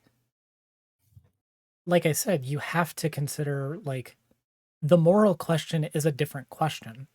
Hmm. What is right morally is going to necessarily be different with like what is either the best option that you can make or what is ethically correct. It's not always the same. That's correct. Should we be spending nearly $700 billion a year on the military? No, we shouldn't. Should we be spending more than the next 27 countries put together? No. No, we should not. Do we need to? I would argue no. That's even saying and agreeing with the statement that that our military is a necessity. It is an evil, but it is a necessary evil. It needs to exist. Does it need to exist in its current form and at its current level of funding, et cetera, et cetera? No. Do we need another $14 billion aircraft carrier? No. Do we need another $8 billion nuclear attack submarine? No, we've got like 200 of them. We don't need another one. Like it's these situations where you slippery slope the argumentation of, well, the military needs to exist, therefore we need the N+1 number of nuclear attack submarines. Really? We need the 201st? Yes, absolutely. You realize that the next 30 countries put together that have submarines don't equal half of our submarine fleet. We outnumber the world 2-1 in terms of the number of nuclear attack submarines that we have access to. Yes, but the military needs to exist and we need to defend ourselves. This is the problem with that, is like you can make the statement that yes, the military needs to exist, but then people will run away with it. And that's, in my opinion, one of the major problems with all of this is that people never actually bring that into the analysis either, that people run away with the statement and be like, yeah, the military needs to exist because if it didn't, people would hurt us. That's true. It's just true. People would hurt us. Look at every other country that's done every other thing. If you don't have the ability to defend yourself, somebody will take advantage of it. Period. It's this weird thing that pisses me off about anarchists. This view that the world is all fluffy rainbows and daisies and everybody would just get along and nobody would hate one another for any reason whatsoever. It's just not true. It's not the way the world works. Yeah, it's a nice sentiment, but it's not something that we can necessarily achieve. And it's not something that, like, even if it was achievable, I don't know that it's something that's worth, like, focusing our, like, attention and energy into when we have, like, other things that need addressing. Yeah. Like, the problem with the utopian ideal is, like, in order to get to the utopia, you have to do all of the other smaller things to get there. Like, you can't just make a utopia. You can't.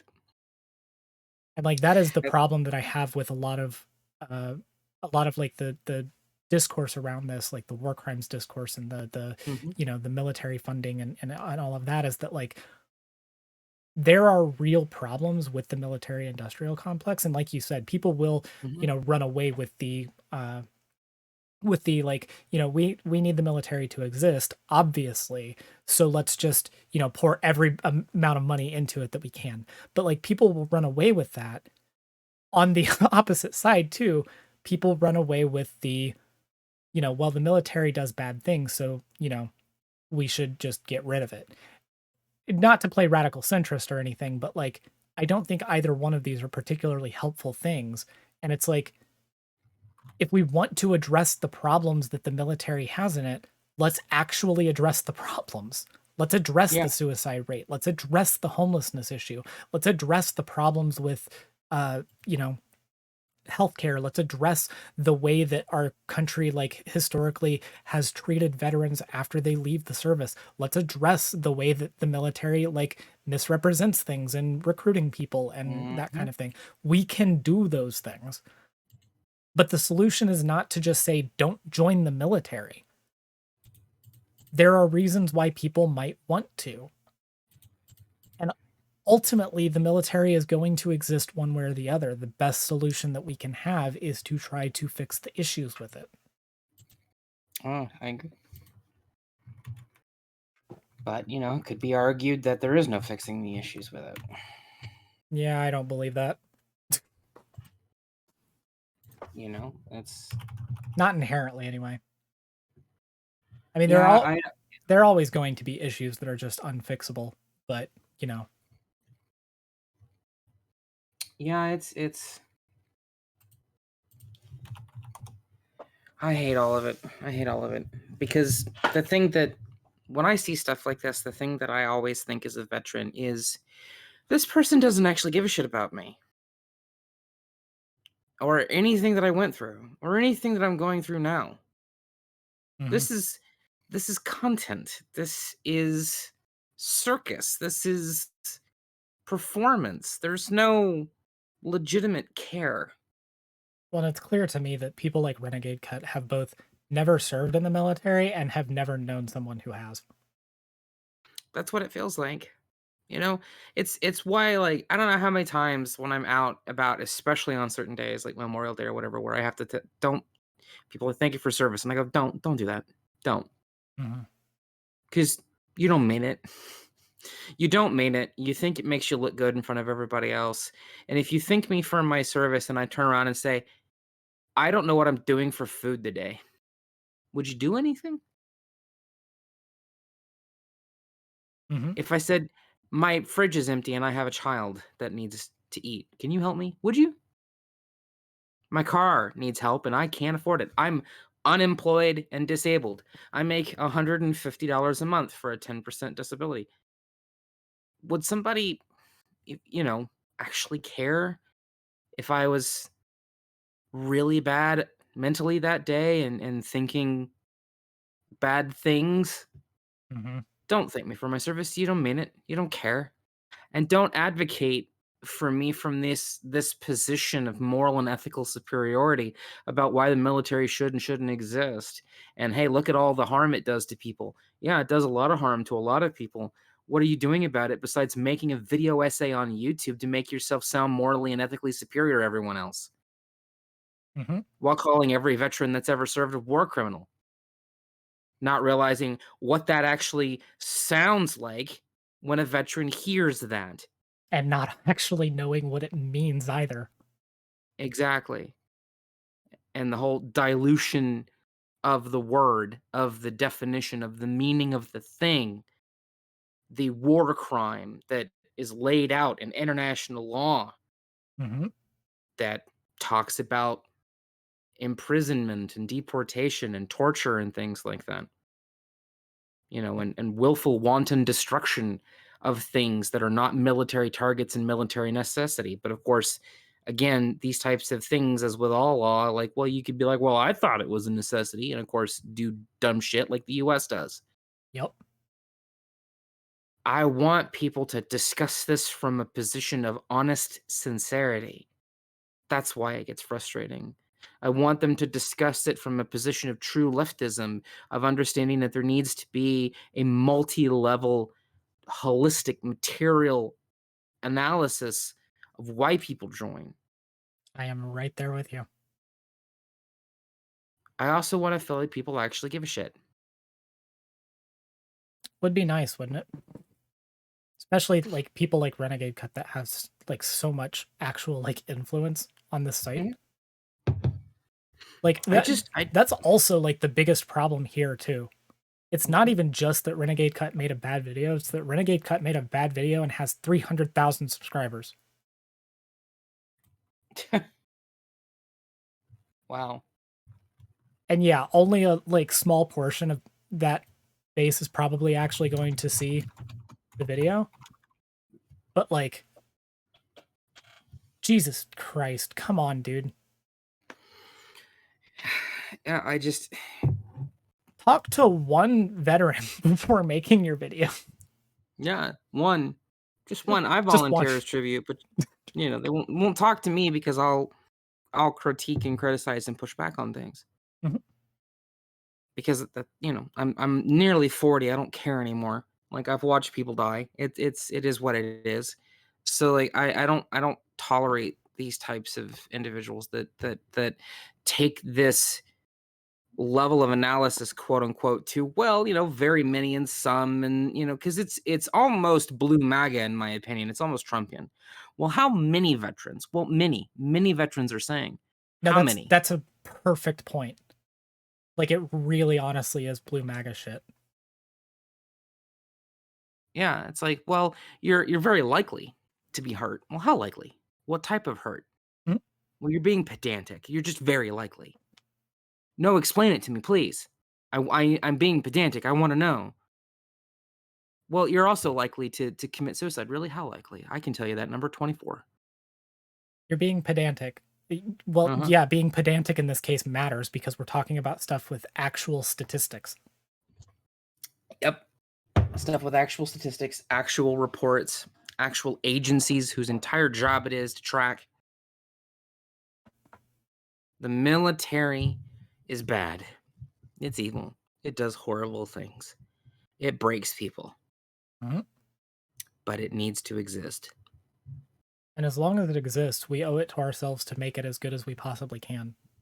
Exactly.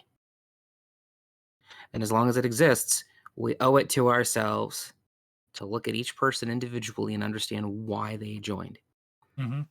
And to ask ourselves, was this person truly manipulated or not?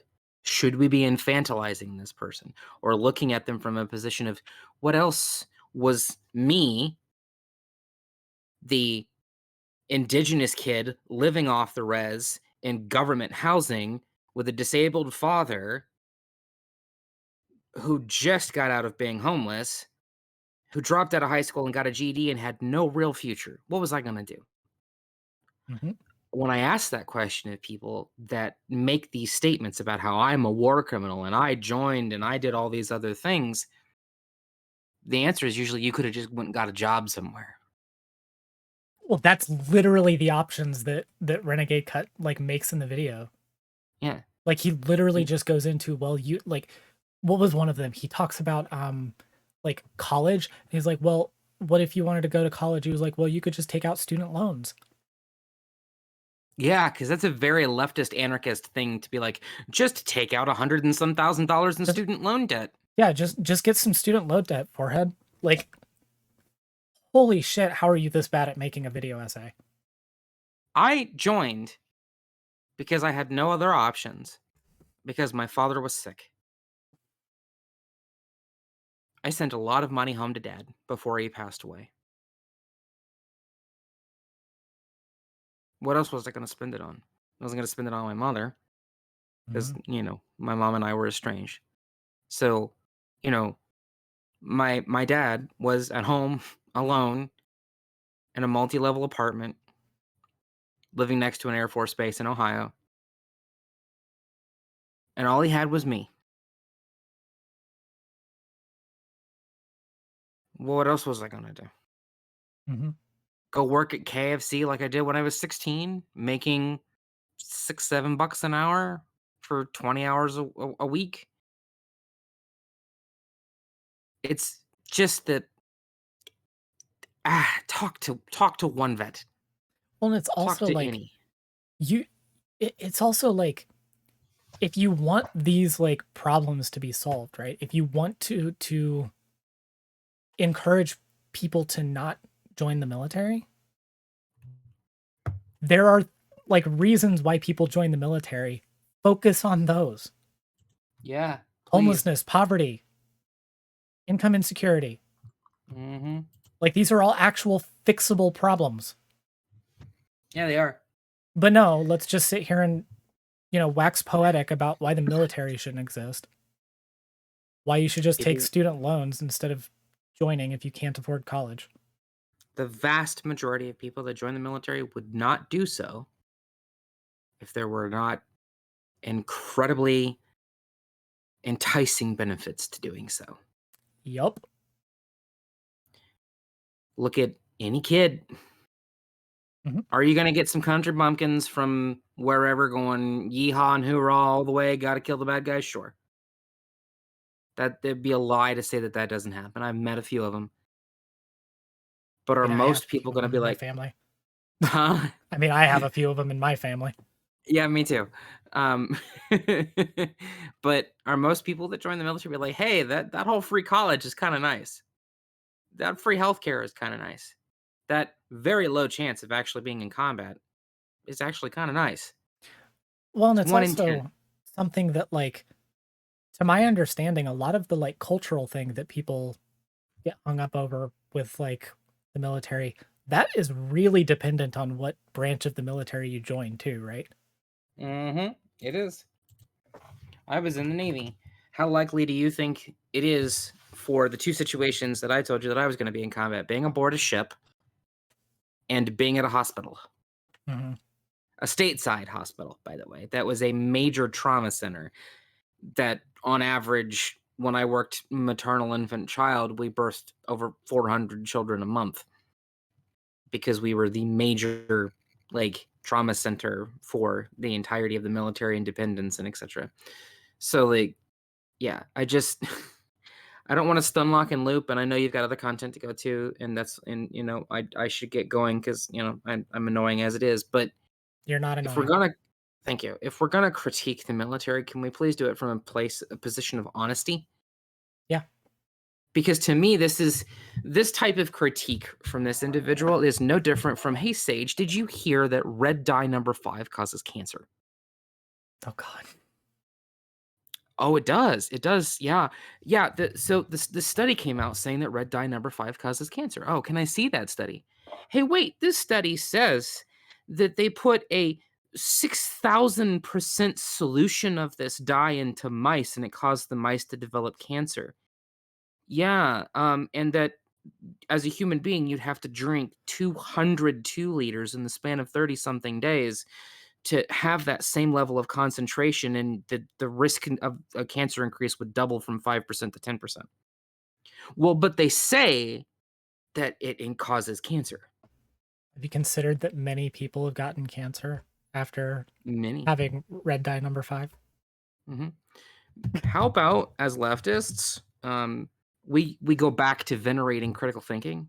Mhm. We go back to proper research. We go back to vetting our sources and being like, hey, this source agrees with me, except all of its processes, all of its data collection, all of its methodology is all wrong. Mhm. So maybe I throw it out, even though it agrees with me, Yeah. like you should do, because it's bad methodology, it's bad science, it's bad data. If I want to be honest and Mhm. thorough, and as a video essayist, We're here. Let me pick out one source that no, guys, I swear it totally agrees with me, except for all of the parts of the thing that completely disagree with me, except for the one sentence that I cherry picked. that's something else I see with all these video essayists too. Is like they'll pick an essay and be like, hey, they'll pick a study and be like, hey, look, the study agrees with me, and then you go look at the study because they link the study as a source, and it's like, yeah, it agrees with you on like point number 8, but the other like 23 points it doesn't agree with you on. Why didn't you mention that? Yeah.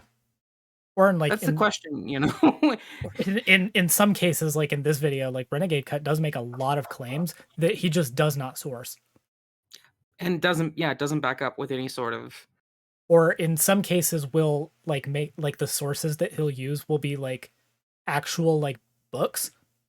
So it's not something that you can just readily access to fact check or like look into. It's something that you actually have to like either, you know, go through means that I would never ever advocate for publicly on stream, or you have to like actually like pay for a book and like read a whole ass thing to be able to fact check.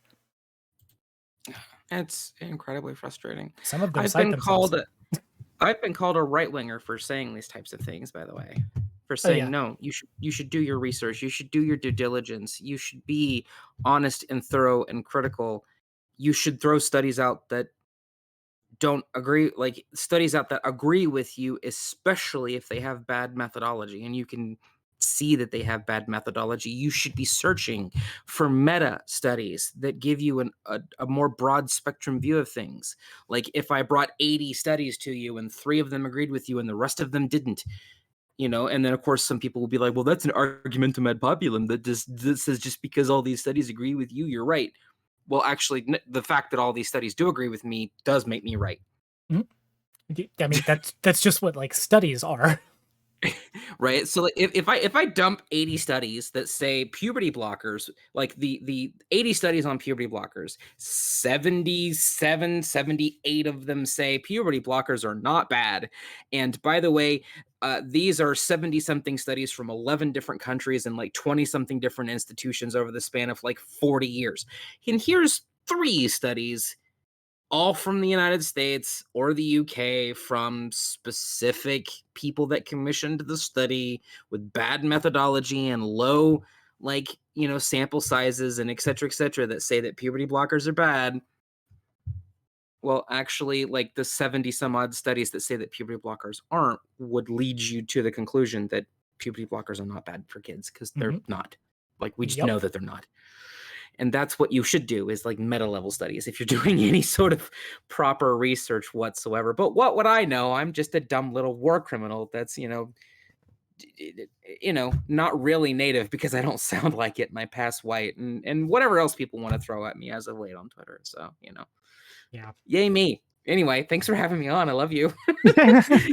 No, thanks for coming on. Like, legitimately, first of all, you are the first person I would call for something like this anyway. So, whenever this discourse rears its head again, you can best believe I'm going to sound the bat signal. And second of all, no, thank you for coming on, because people desperately need to hear from people who actually know this shit. Yeah, they do. I don't think I did that terrible of a job going over all of this, but people need to hear from people like you who actually have this experience and actually know what the fuck you're talking about. It is important that is the case. So no, absolutely, thank you for coming on. Well, I'm glad that you let me come on, but just remember, what's the old adage, right? That we shouldn't just listen to people who speak from experience and no position of data or whatever BS people come up with now whenever we bring an expert on. Hey, Twitter's been telling me to listen to people of color, so. I mean, yeah, but they also say that because I'm mixed, I don't exist. So I don't know. Maybe you shouldn't be listening to me. No, it's fine. It's fine. I'm listening to marginalized communities. I can say that as a white person. That is true. That is true. As a white person, I get to decide which marginalized voices are valid enough to listen to, and then pat myself on the back for listening to them. That's true. The Tonto speak. Oh, fuck off, Aztec. I love you. Actually, no. Instead of speaking any sort of indigenous language, I'll be a weeaboo tonight and say "Oye, semenasai, minasan." Indeed. Bye-bye. All right. Talk to you later. Later.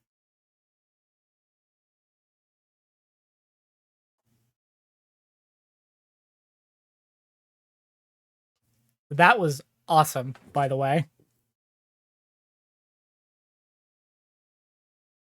Are we good? Did we get our fill? Yeah, Chainsaw, this actually is my first guest. And what a guest. Raina's a perfect lady. True Scout. But yeah, I didn't actually do an outro or anything, and I'll probably have the editors cut all this together in whatever the best fashion is. But to briefly get a bit of a closure on all of this, and Rain will, I know, sign off on this.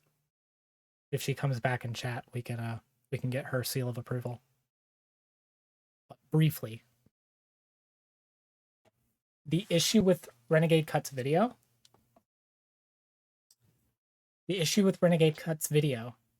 is it is dishonest in its framing on both how the military functions, the reasons why people join the military. It infantilizes people who join the military while also applying a level of agency to them that I don't know that you can actually justify. It contradicts itself. And it's just dishonest. It gives false information. It doesn't know how the military functions. It doesn't know the actual statistics. It just gives the, let's be real, very biased and clearly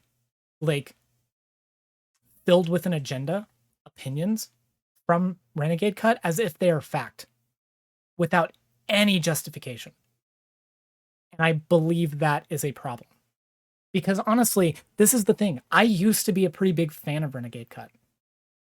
And I kind of fell out mostly because my political like views changed over a long time. I am no longer as like strongly, that left leaning in terms of the anarchist prescriptions. I obviously have a lot of sympathies towards anarchist prescriptions, but I used to have a lot of respect for Renegade Cut, and it seems like this video really highlights a lot of the problems with video essayists in general, at least in the sphere, but with his ability to make content like this, because he can't admit his own biases or admit his agenda.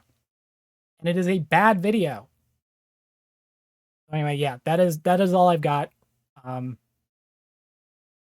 Thank you to Lady Raincloud for coming on and talking about this with me, because it was very frustrating, and I know it was even more frustrating for her. And also, you should go follow her and be nice and tell her nice things.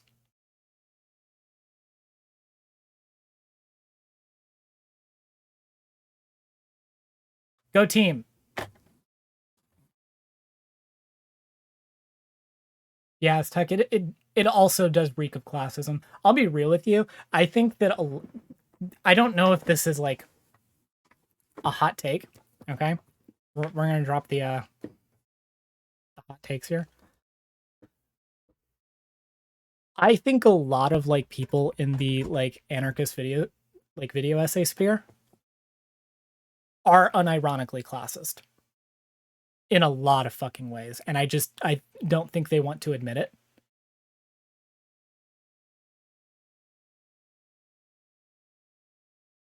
Because like every single time one of these discourses like crops up or they make a video essay like this, it's almost always like lower class or like dirt poor people that are negatively affected by the rhetoric that they're going for. And they always have to like combat narratives. Like in this case, like you said, this affects lower class people the most. Poverty is a huge reason why people join the military. Unironically, though.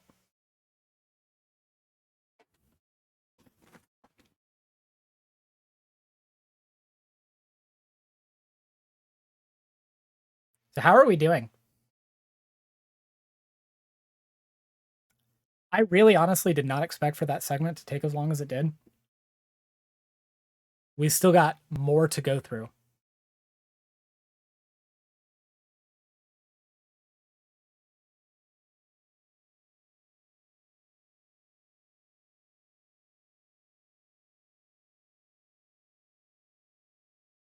Tired from work and making dinner? Based. I mean, based that you're making dinner, not that you're tired.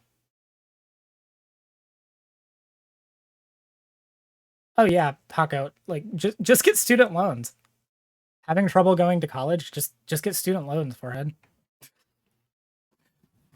Ah,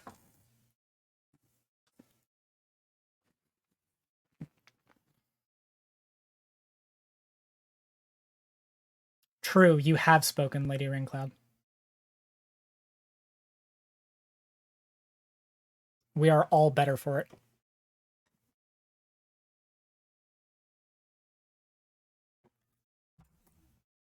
Yeah, salute.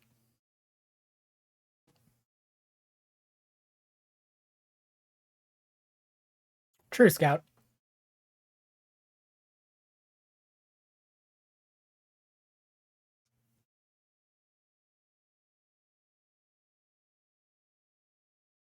Well, we almost had a combo.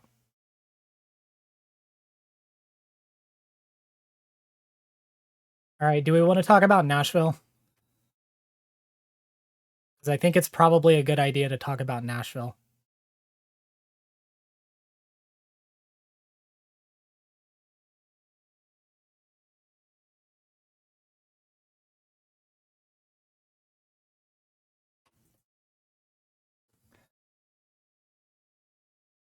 Because honestly, this shit sucks.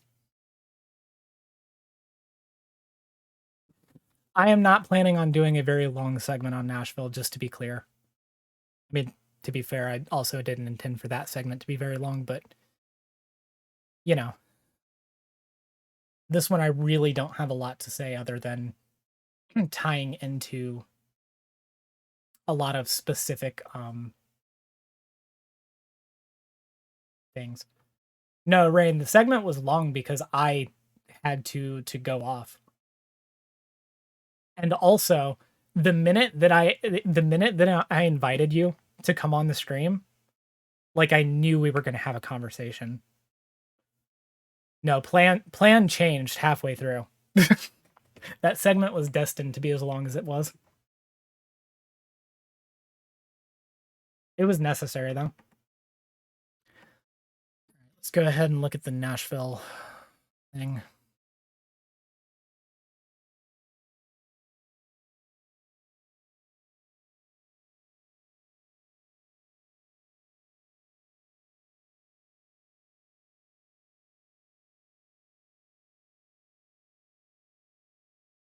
Where is it?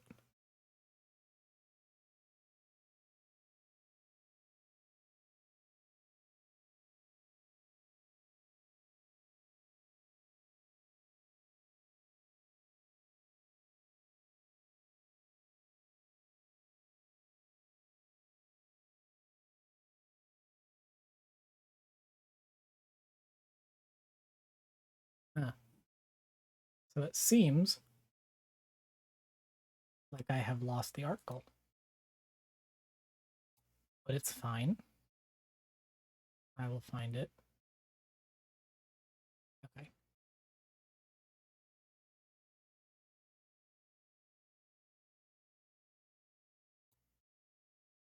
All right.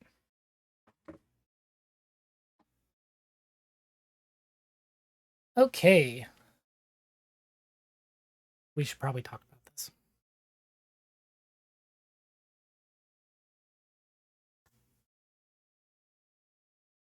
All right, so before we get started, content warning. We're going to be talking about Nashville. Obviously, it's going to be a heavy subject. We want you to take care of yourself. That said, we kind of have to talk about things. Since the last time I streamed, there was another mass shooting, school shooting in Nashville, Tennessee. And the reason why I'm talking about this is because it does relate to stuff that we talk about here on the channel. In this case, the shooting does seem to have been committed by a trans person. That is why I'm talking about it, because that knowledge is absolutely irrelevant, but conservatives really want to make it relevant. Okay? And we got to talk about why that sucks and why we need to be pushing back against this narrative. Something that I stress on this channel a lot is the efficacy and doing what we can. This is a really big opportunity for us to work on that because, unfortunately, Republicans are going to use this as an excuse for the genocide. It is just a fact. After the shooting happened, all of the major conservative outlets, Daily Wire, Fox News, all of them, they immediately, as soon as it was apparent that this person was trans, that's what the narrative became. And it's really important that we push back on that. Luckily, a lot of the media does seem to be catching this. The best that I've been seeing usually is that or I guess the worst that I've been seeing usually is that the media will note that the shooter was trans, but usually won't go any further with that.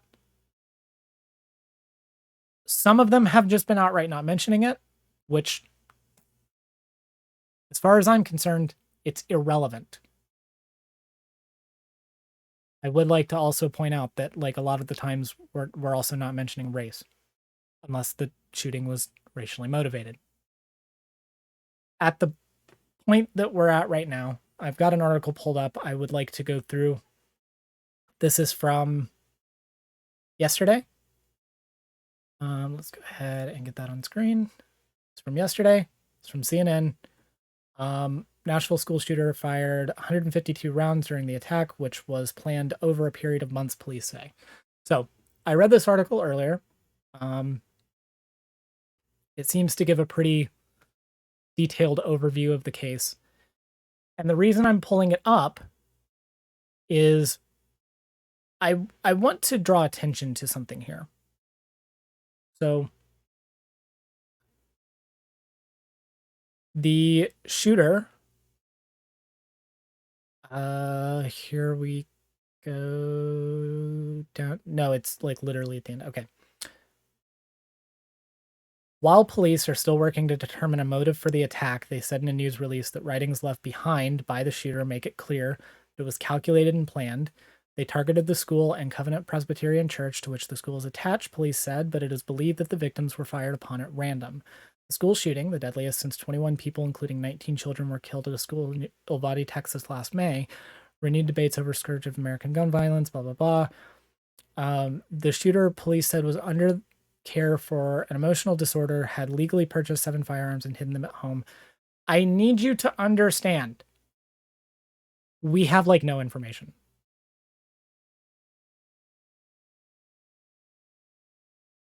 We have like no information. Like, the only reason I'm talking about this, and I said earlier in the stream that I really don't like doing breaking news that much. That's why I haven't been talking about Trump getting arrested, because I want to actually have time to take all of that information in and be able to accurately like talk about it. Reason why I haven't talked about this until now has been partially because of the reasons why I haven't been able to stream, and partially because breaking news sucks to go over. Because you almost never get like all of the information up front, and half of it ends up not being correct. And even here, later, after all of the breaking news is over, we still don't have a lot of information. And I need to draw attention to that, because it is important to note we still don't know anything. Which is why the shooter being trans is irrelevant. The police still don't know the motive, or haven't released it yet anyway. We still don't know why this happened, and we probably won't for a minute. This is the narrative that we need to be attaching to, by the way. Anytime a conservative brings up this event,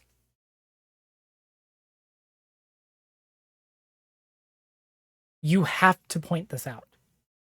For one, they wouldn't be talking about this the same way if it was any other group. It is just because they want to claim persecution against Christians and they want to hate on trans people.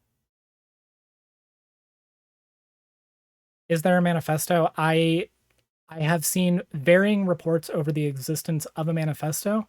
As of right now, if there is, there has been nothing released from it. As of this article, which was published yesterday, police still have not pieced together a motive. So we still don't know why this person did what they did. All we have is conjecture. And it's worth pointing that out. Like, I heard recently that somebody who I used to have a very strange relationship with, no doxing, by the way, recently found out that their reaction to this, because they are The types of people that immediately jumped on this are the types of people they listen to. I can tell you where the narrative from this is going. This is where they're getting this. Their reaction to this was to say that this is evidence as to why we need to, quote, ban transgenderism. Their political prescription also was to lock us all up and, take away our access to weapons.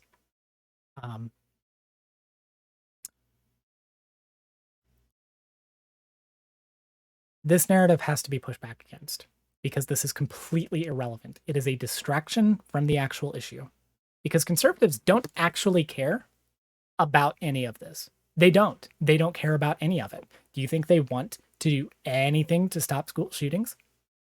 No. If they did, they would address all of the social problems that lead to gun violence, that lead people to do stuff like this.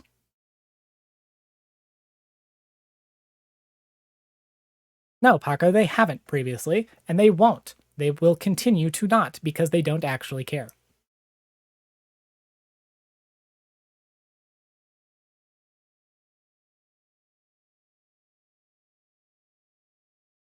With Atro, that is true, but I don't want you to get, doomer pill. We are on the winning side. The fact of the matter is, the reason why they're jumping on this is because this is the only thing that they can jump on to actually justify anything. We will win.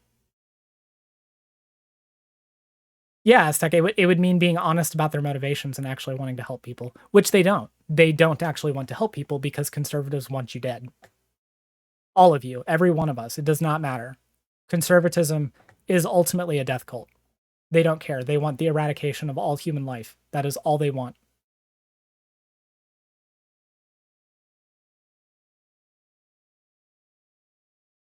I didn't plan to do a big long segment about this. My entire point of bringing this up was I wanted to point out that A, we still don't know a lot. B, the narrative that is coming out of conservative circles is very dangerous and we should push back against it. And C, it is still ultimately all a distraction. So I want you all to take away from this that at the end of the day,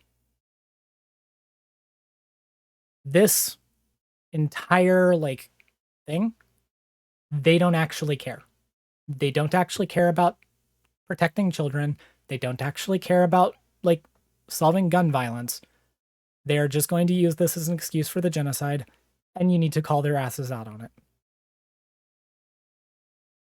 That's pretty much all I got. I didn't want to do a whole huge long segment because there's honestly not much to say. Like I said, we don't know anything. So yeah, we'll see you in the next one.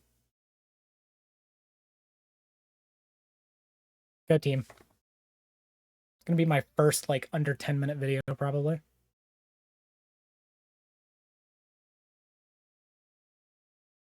Oh, the stream is not ending, Aleph Not, but if you are going to bed, then good night.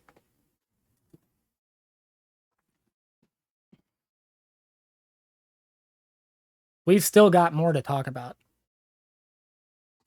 It has been 2 weeks since I streamed. I've got a lot.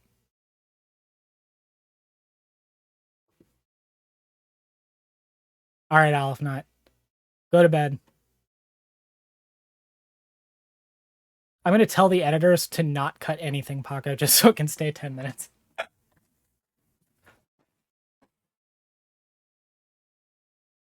All right. We got a couple of things that I wanted to talk about. Oh, actually, I wasn't intending on doing this as a segment, but I did want to bring something up that happened over the weekend that I did. This is how we do a 14-hour stream. This is not going to be a 14-hour stream. We're just hitting 3 hours.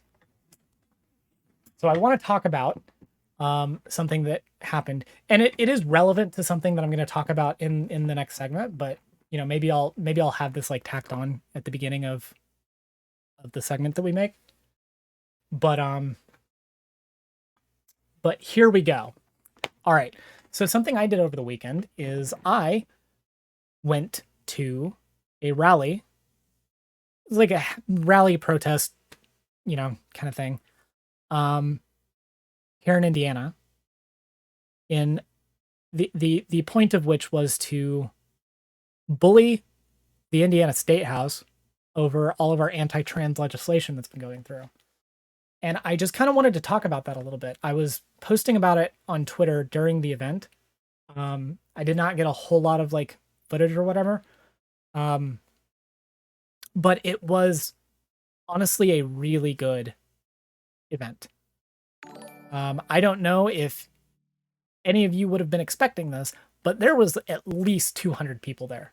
I like at least 200 people, and it was fantastic to see. Like, all of the speakers were awesome. There were a couple of things that I was like a little bit iffy on because, you know, a lot of them were libs, but it was so good. There were 2 state senators there. Let me see if I can pull up their names so you can know who we're talking about. I don't know if anyone here lives in Indiana. But if you do, you might be in one of the districts of these people. Let me see. Yes, here it is. Senators J.D. Ford and Andrea Hunley were the senators that were there. And it was based. Both of them were based. J.D. Ford is actually the only out LGBT representative in the state, which was really cool to see. They did a drag queen story time, which was awesome. And yeah, it was super good. The reason why I'm bringing this up is because this is shit that people should be doing. After that event, by the way, because this was put on by the ACLU of Indiana, after that event, they were collecting like people to actually like write letters to the governor's office, because one of the 5 bills that this was in protest for is going to his desk. Now, I already did this, by the way. I already wrote a letter to the governor. I also wrote one to each of my representatives bullying the fuck out of them, which you should do. Even if you don't live in Indiana, you should bully every representative. Yes, it is going to the desk with Otro. We will talk about it here in just a second, because the segment that I wanted to do, which I guess I'm technically doing right now, is talking about kind of the continuation of the anti-trans war that's going on between conservatives and the rest of society. Because it kind of sucks. And there's a lot that's been going on, and we just kind of need to, you know, address some of it. Not to not hope pill people, by the way, because I still think there's hope. We are on the winning team. But it is the case that conservatives want to make life worse for everyone just to spite trans people. And we're going to go over how and why. So we're going to start with my state, since I was already talking about it. So this is from the ACLU's website, by the way. Stop the Flight of Hate. That was like the thing that they were branding things as at this event. And so the reason that we're talking about it is these 5 bills. Now, SB 480 is the bill that is on its way to the governor's desk. Okay? It's a trans healthcare ban for people under the age of 18. That's what it is. That's what it does. And it is bad. Unfortunately, now here is the unfortunate reality, by the way, for this bill specifically. The unfortunate reality is much like what happened in Kentucky.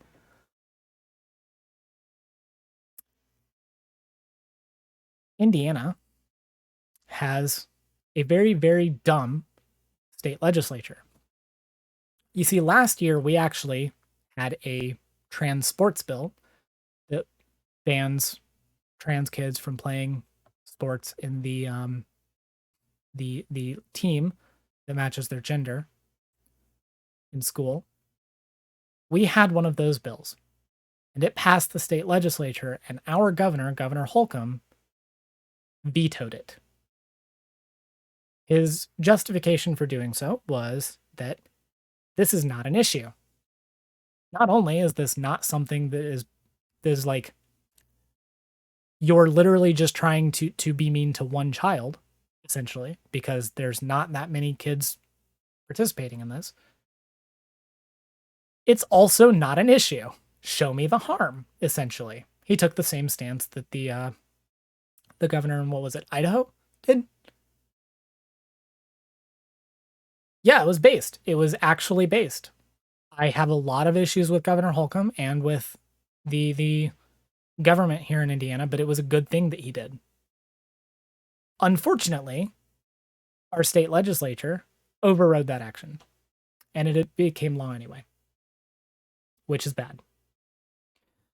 The unfortunate reality is that even if Governor Holcomb vetoes Senate Bill 480, it will probably get overridden. Actually, it will get overridden. There's no way that it doesn't, because all of my state's representatives are absolute fucking ghouls. Every single one of them. They are all ghouls. Well, we're going to talk about the other bills here. We have a Don't Say Gay bill that is also a forced outing bill. That is worth noting because everyone talks about it as a Don't Say Gay bill. It also does do forced outing. We have SB 12, which is a book censoring bill. This is literal like 1984 shit, by the way. Opening librarians and teachers up to felony prosecution. By the way, the bill in question, felony prosecution for showing students material that could be considered harmful. The only harmful material they're going after is books that reference queer people. House Bill 1569 denies access to gender-affirming care for people housed in Department of Corrections. Essentially, if you are in jail, you're not getting gender-affirming care.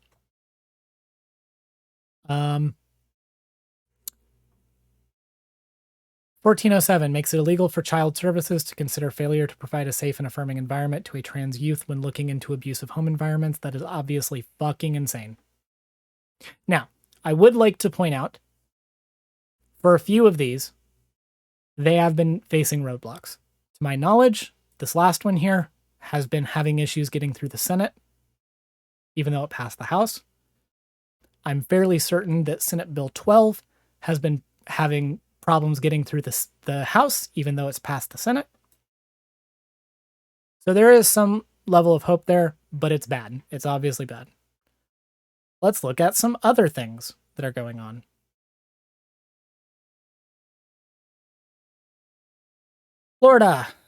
Tennessee. We're going to get to Florida, don't worry. Tennessee.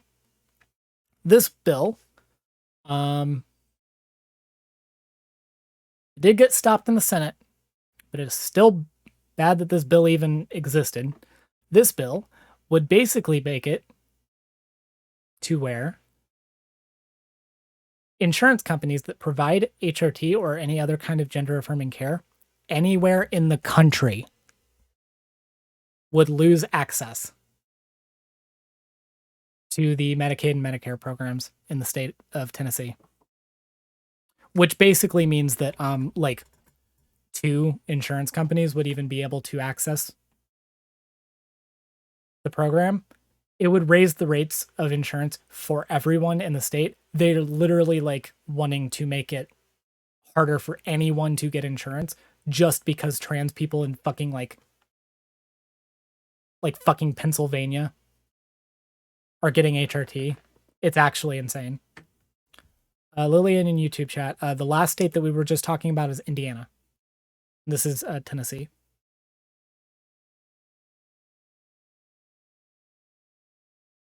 Of course, Florida also had a bill so insane that they ended up having to amend it. I would like to point out, just so we're clear, all of this was true. They did amend it. They did amend the bill. They fixed the issue that would have basically made any treatment for breast cancer illegal. But I need to point out how absolutely fucking ridiculous it is that Florida even had a bill in its legislature that would have been so broad, that it would have made breast cancer treatment illegal. It's so fucking bad, dude. Like, it did get amended. But again, conservatives want you all dead.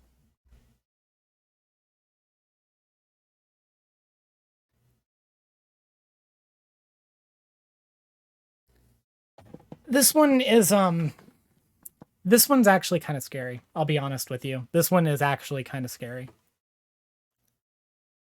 Bill gives Florida emergency jurisdiction over trans kids in custody disputes and targets adult care. The bill in Florida, SB 254, has been amended to give the state emergency jurisdiction over trans kids in custody disputes.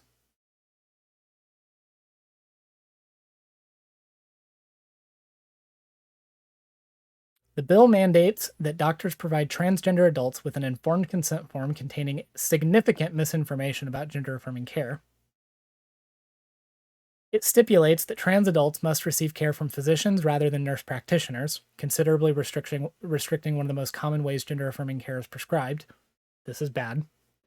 The legislation will also ban gender-affirming care for trans minors. Perhaps the most frightening is the provision granting the state temporary emergency jurisdiction over custody disputes involving trans children and labeling gender-affirming care as serious physical harm. Florida is going ham, and somebody really needs to fucking do something about it. I'll be real with you. Y'all need to get these people out of office.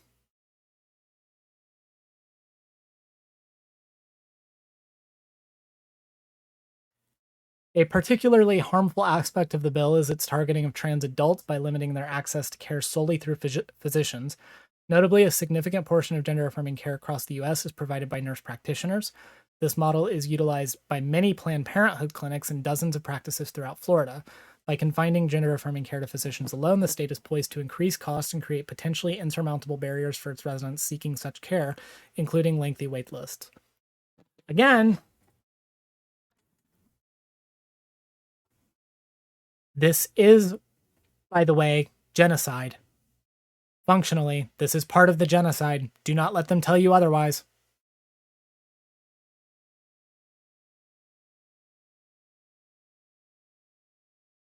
Let's keep going. Yeah, this was the Florida bill that was amended.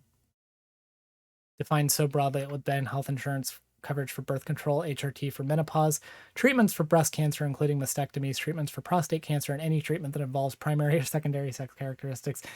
Jesus fucking Christ. I also wanted to go over this. This is an article from CTV News, which is a Canadian article. I thought it was worth talking about because it was just kind of interesting that even Canada, like other countries know how bad it's getting here. Like, it is, it sucks.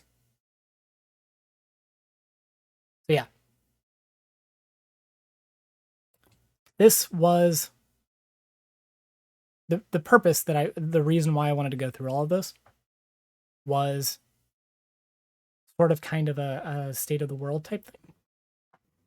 And the reason why I opened with the story about going to that rally is I, again, want to point out not all hope is lost. It does suck. All of this sucks. The Florida bill is really fucking bad.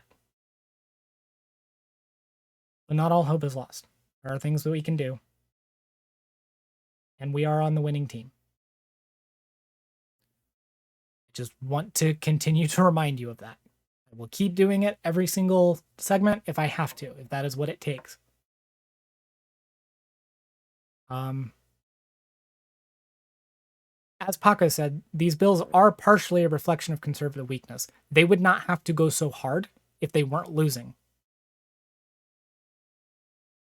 Like, that needs to be made perfectly clear. If they were not on the losing team, they would not be going this hard. This is the final death throes of a dying ideology.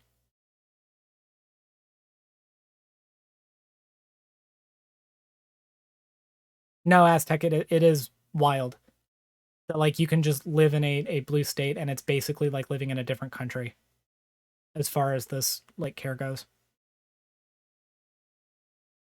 But yeah, that's kind of all I wanted to go over with this. I wanted to kind of show the state of the world, talk about the broader, like, aspect. Again, conservatives are just trying to make life worse for everyone. Generally, they hate all of you. They want all of you to die. They're doing it just to spite trans people. Generally. Like they're just using us as an excuse. Like I said, they are losing. And this is just them trying to grasp for any sense of power. Yeah, remember that Kentucky poll that showed conservative voters hate the trans stuff? Yeah. Like, it's not popular. They hate themselves too. Yeah, it's just a death cult. It's just a death cult. But we will win. So yeah, that's about all I've got for this. See you next time.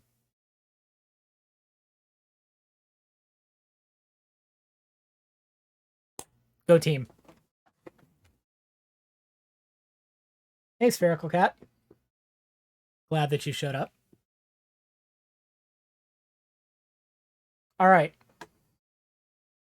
So I've been going for 3 hours and a couple minutes ish.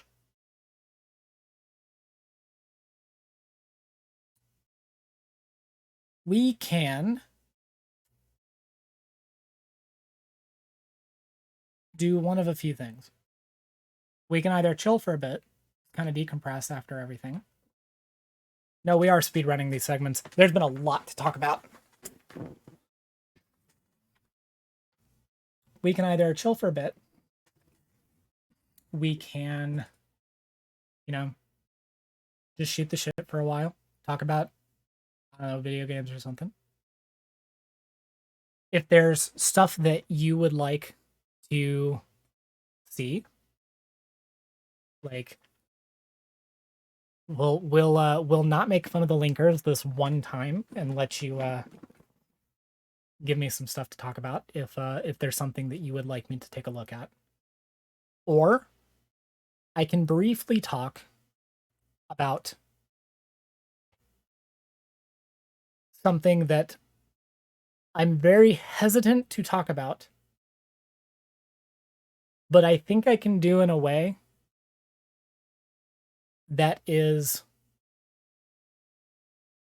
safe. That being a certain fast food company and a recent testimony involving them. I leave it up to you. I'm glad you're here, Femboy Origami. You come over to the site.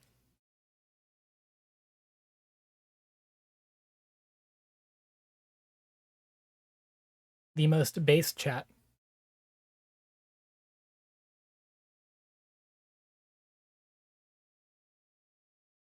That's true, New Flash. It is very cool here.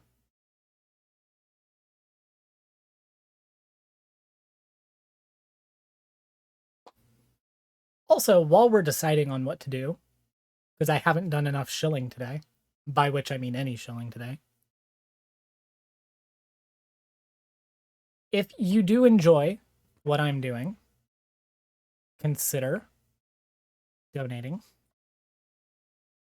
If you're on the site at transgirltherapist.org, you can get a tiered sub, or you can donate to the site, and anything that you donate or any subs that you buy while I am streaming go to me.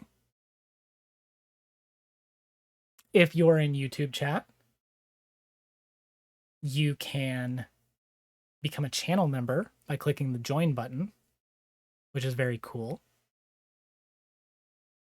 Also, if you're in YouTube chat, there are a couple of commands that I will load up right now, which will give you links. Those being the FFS and Patreon commands, because you can become a patron at Patreon. And super chats, yeah. And also, wait, I put in the wrong command. You'd think I'd know my own commands. But yes, also GoFundMe. I do have a GoFundMe. I will post the link in the site chat right quick.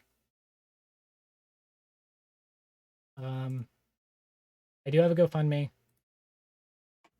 to get gender affirming surgeries.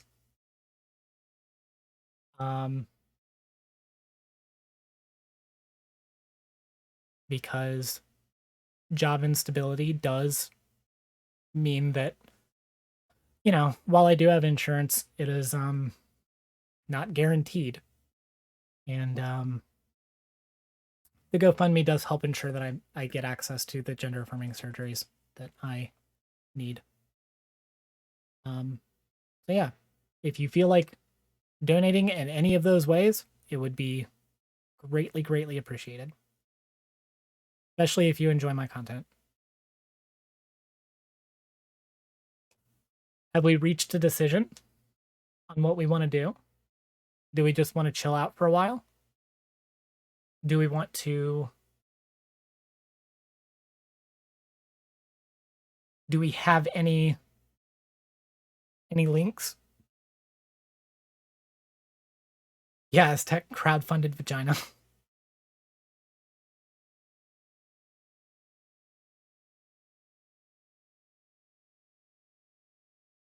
Can we laugh at DeSantis? I mean, maybe.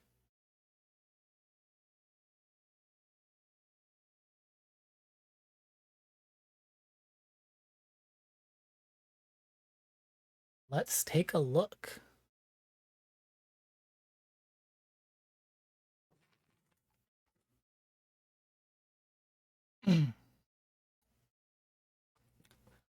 Disney pulled a fast one on Ron DeSantis, and now everyone is mocking him. Okay, I'll be real with you. I have not followed this story like that closely, so let's get into it. Here's a battle between the Walt Disney Company and Florida Governor Ron DeSantis is far from over. Disney remained eerily quiet as DeSantis worked to strip the company of its long-held power over its own tax district, but has now been revealed that it had its own plans in the works to strike back. Disney and DeSantis have been feuding since the entertainment company spoke out against the governor's anti-LGBTQ Don't Say Gay law, which bans discussions of sexual orientation and gender identity in lower grades and restricts them in higher grades, using language that the LGBTQ activists say effectively ban mentioning LGBT people in the classroom, which is true. DeSantis has not only continuously criticized the company in public, but he also oversaw the Florida legislature's revocation of Disney's decades-old special zoning agreement. I do remember this happening. So let's see what happened. Disney's Reedy Creek Improvement District was established in 1968 and granted Disney World the power to tax itself to pay for water, power, roads, and fire services on the 25,000-acre property near Orlando. Abolishing it significantly reduced Disney's autonomy. Many Floridians are worried that the move will create a massive tax burden for the local governments that will take its place. DeSantis signed the bill abolishing the district in February and declared that the corporate kingdom finally comes to an end. The bill also allows him to create a 5-member board appointed by him to oversee the government services in Disney's district, because of course it does. There's a new sheriff in town, DeSantis continued, and accountability will be the order of the day. But Disney didn't take this lying down. Members of DeSantis' new board began their tenure by discovering that the previous board snuck in a last-minute development agreement with Disney that allowed the company to maintain much of its autonomy and renders the new board pretty much powerless. Fuck corporations, but honestly, like, this is great. Under the agreement. Yeah, amazing. Under the agreement, Disney can reportedly build whatever it wants on the property, as well as grant other developmental rights. It also bans the board from using Disney's name or characters. It then invokes a royal clause stating that the agreement is valid until 21 years after the death of the last survivors of the descendants of King Charles III, King of England, meaning it could last for decades until all of King Charles' grandchildren have passed away. Oh my god. That... They went overboard with it. Holy shit. At the first meeting of the new board, DeSantis appointee Brian Ongst said they would, quote, have to deal with it and correct it, according to NPR. Ongst then claimed, it's a subversion of the will of the voters and the legislature and the governor. It completely circumvents the authority of this board to govern. Disney, however, released a statement declaring that not only was the agreement accomplished legitimately, but it was also done so publicly. Wait. All agreements signed between Disney and the district were appropriate and were discussed and approved in open notice public forums in compliance with Florida's government in the Sunshine Law. Holy shit. This is awesome. I love this so much. According to a tweet from Florida politics publisher Peter Schorsch, an unnamed staffer on Donald Trump's 2024 presidential campaign mocked DeSantis for Disney's move, saying President Trump wrote Art of the Deal and brokered Middle East peace. Ron DeSantis just got out-negotiated by Mickey Mouse. Rare Trump W. I'm just kidding. Fuck Trump. I'm not even giving him that. This is very funny, though. Of course, many also then mocked this statement for claiming Trump brokered Middle East peace. Yeah, because he did not, by the way. And others pointed out he used a ghostwriter for Art of the Deal, which is also true. Many others on Twitter also taunted DeSantis. Lot of tweets. Earlier this month, Disney also announced it'll host a massive LGBTQ rights conference in September, which seemed like another intentional rebuke of DeSantis. In addition to signing the Don't Say Gay law and retaliating against those who speak out against it, DeSantis has repeatedly spoken out against transgenderism and woke gender ideology. He opposed the Respect for Marriage Act and signed a law that allows parents to sue if any public school or college allows trans females to play on sports teams matching their gender identity. This is super fucking good.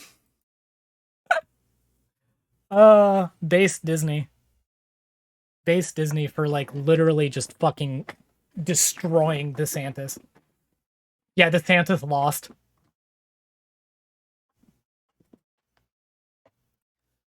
Yeah, this shit reads like Red State Common Law in the fourth year of the reign of King James the.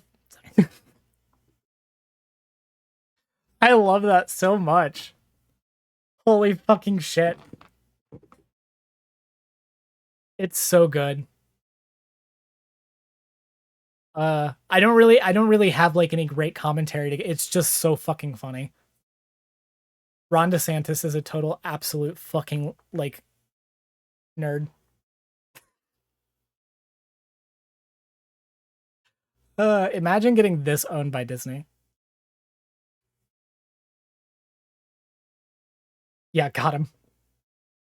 Brought it up just so we can laugh at DeSantis, which is based, yes. We should always laugh at Ron DeSantis. Not because he's funny, but because it's funny how like terrible he is. And also I'm pretty sure it makes him mad when people laugh at him. He probably does get self-conscious about it, and it's funny. And people should laugh at him. I mean, a lot of things are owned by Disney, so yeah, Disney's continuing the monopoly by owning the fuck out of Ron DeSantis.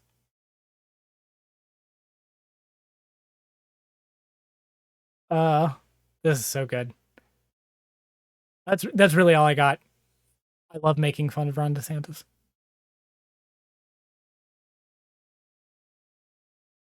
Yeah, New Flash. I hope that Trump v. DeSantis tears the Republican Party into pieces. True. I really would like to see the both of them just it's one of those like let them fight moments. I hope the Republican Party fractures so much. My perfect world is that DeSantis wins the primary and Trump runs as an independent, and that actually ends up being a spoiler candidate.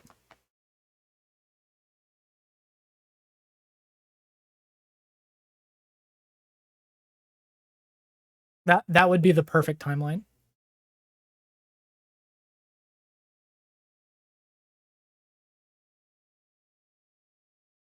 Relevant meme.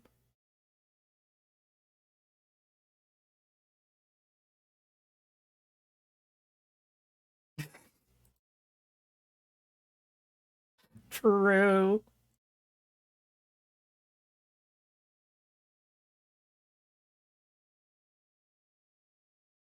I don't care if Disney wins. I need DeSantis to lose. True.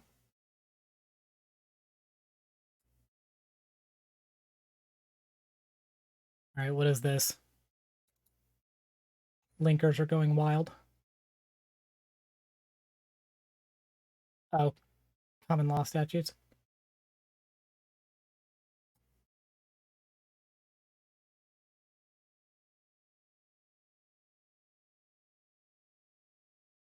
Also, I don't know if I saw, but I think, yeah, I think I did see Femboy Origami. Thank you for joining. Glad to see you here on the site. Most based chat.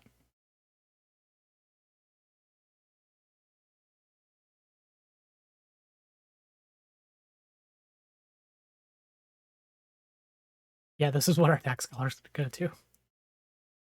Uh,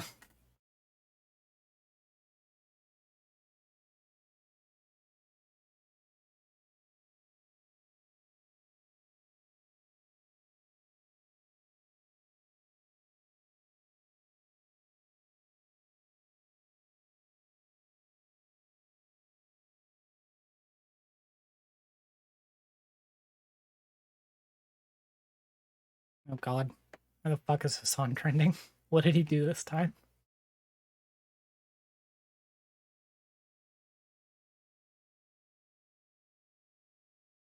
All right.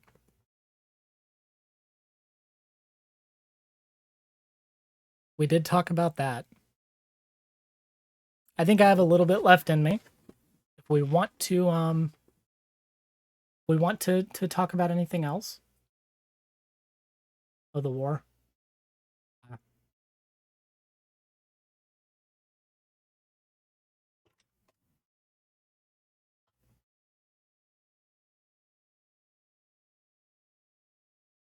All right, let's see. Dive into the mines.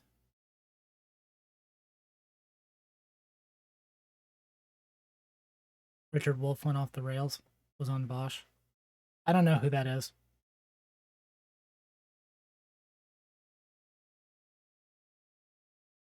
Yeah, it was bad. Richard Wolff seems to be like real bad lately.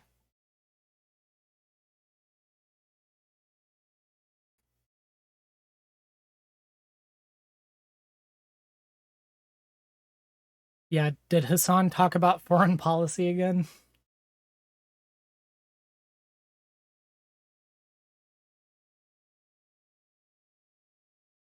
Uh, I'll be honest with you, I do not have the energy for this. This one's a little bit above my energy levels tonight.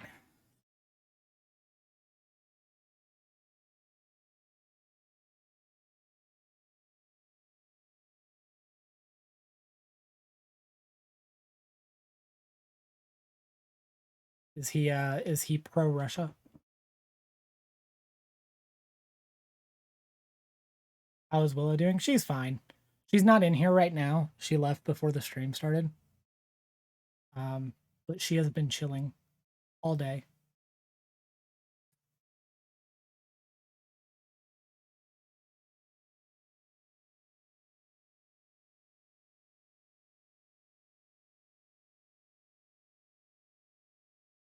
Also, as you can see, my emotional support demon is peaking.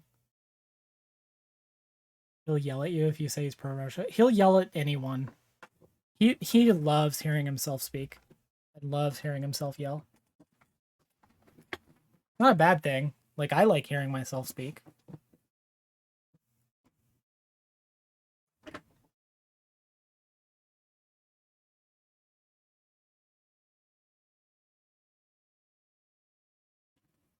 I don't care. Hassan can yell at me. All he fucking wants. If he ever like knows of my existence, which he will not ever.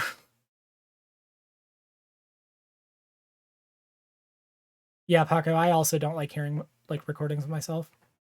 That's why I was so eager to have people editing my videos for me.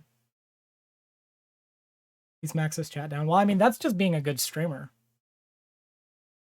I mean, you probably don't like hearing this, but all of you need to be smacked around a little bit sometimes. You gotta smack your chat a little bit as a streamer.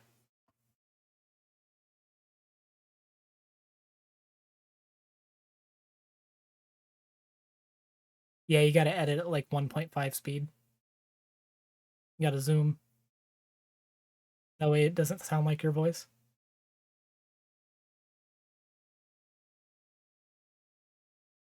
Yeah, it might be a hard pill to swallow, but sometimes you all have to be. Sometimes you gotta smack you down. My chat is so abusive, I'm the victim.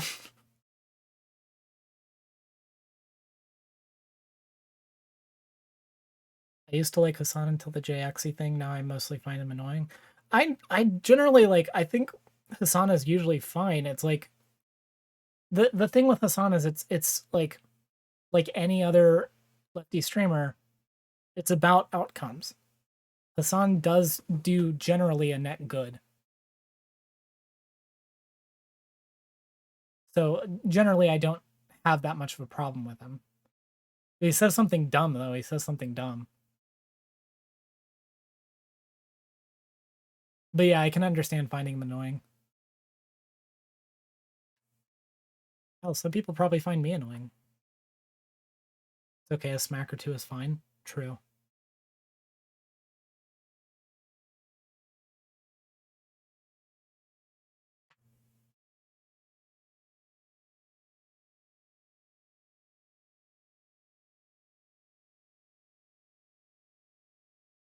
All right.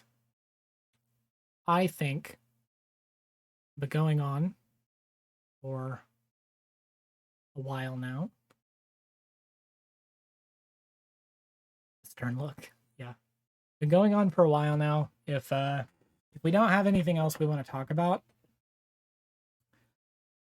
I think I might just wrap it up and get ready for bed soon.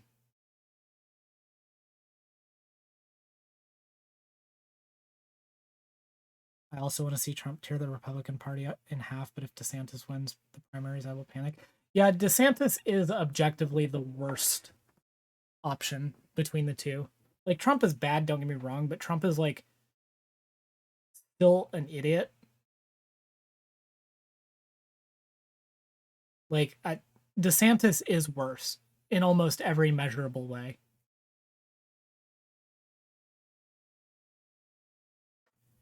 So yeah, I'm gonna say this is the last chance. If you want to get any donations in, you can donate or get a tiered sub on the site, transgirltherapist.org. Anything that you get tonight while I'm streaming does go to me. Become a channel member, leave a super chat, and subscribe on Patreon. Or if you're feeling generous, I do have a GoFundMe. And by the way, I actually Forgot to even point this out. Forgot to point this out, I think.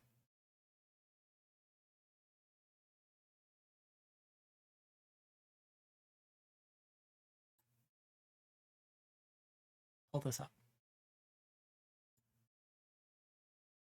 My lovely partners added on the site. See, this is the website that you are currently on.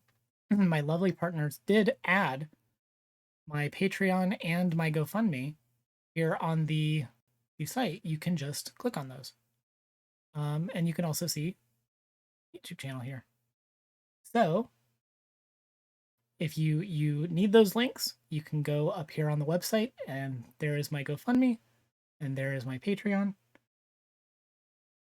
And of course, also you can donate and subscribe.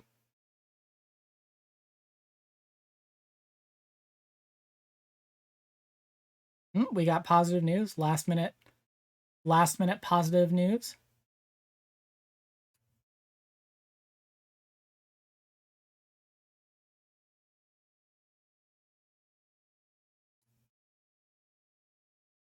Wisconsin Supreme Court election results. Janet, that name wins.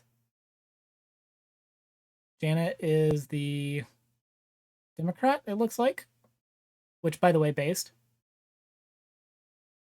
Judge on the Milwaukee County Circuit Court has won a seat on the Wisconsin Supreme Court, giving liberals their first majority on the state's highest court in 15 years.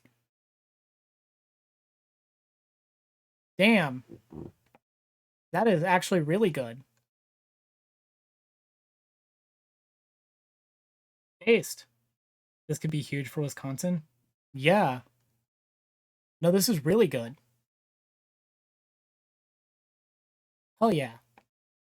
Probably not going to get included with the other stuff, but like the other good stuff. I don't even know if that's going to be a segment, but yeah, hey. Real good. I'm really glad to hear that. I haven't been following the story, but big for abortion rights here. Ooh. Sweet. That is good to hear.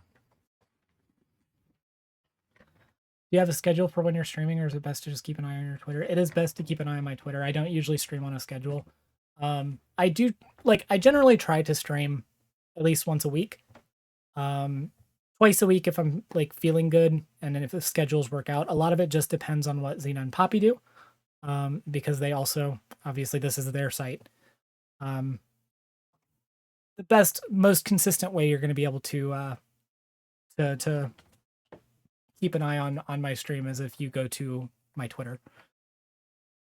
Could potentially turn Wisconsin blue if things go well. That would be awesome. We need more of that. Wisconsin has been in conservative gerrymandered hell for the last 13 years. That sounds right. Saige cord? There is not currently a Saige cord. I don't know if there will be, to be clear.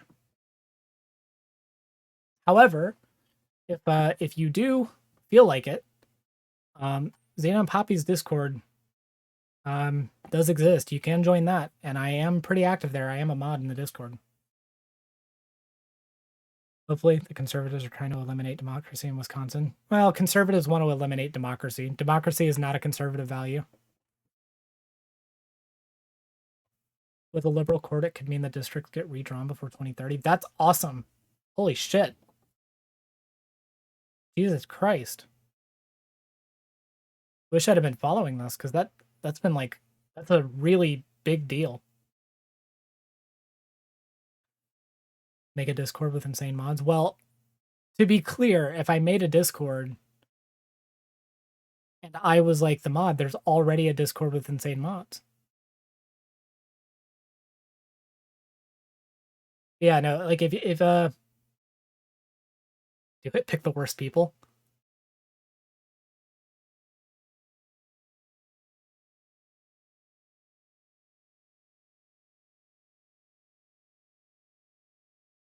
I mean, I already did.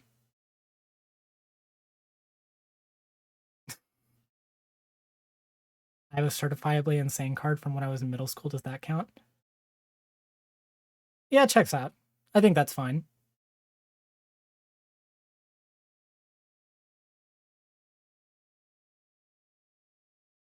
But yeah, no, actually, like, if you join the foundation Discord, I am a mod there, and we are pretty active. But there is currently not a Saige Discord. I don't know if I will. It honestly, it seems like a lot of work. Modding in the foundation Discord is hard enough, let alone having to administrate my own. Actually, it's not too bad. Usually pretty chill.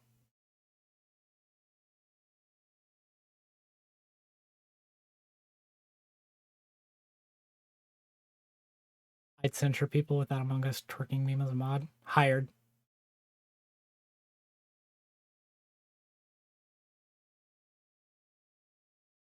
True, Aztec.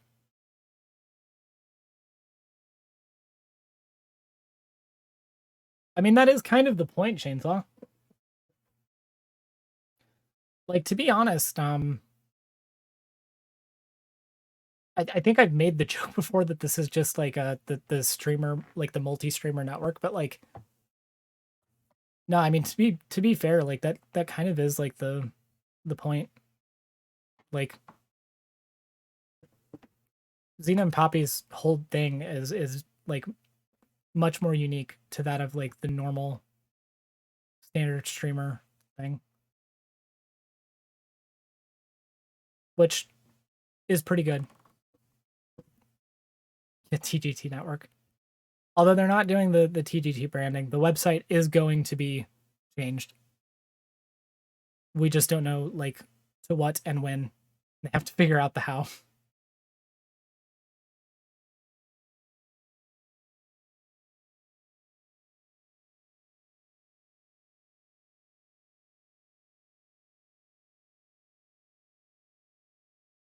But yeah. All right, last call for donations, and then I'm going to go to bed soon. It has been a really good stream, honestly. I had a lot of fun. Speed run those segments. The Renegade cut one I'm actually really happy with, honestly. Magic power-ups.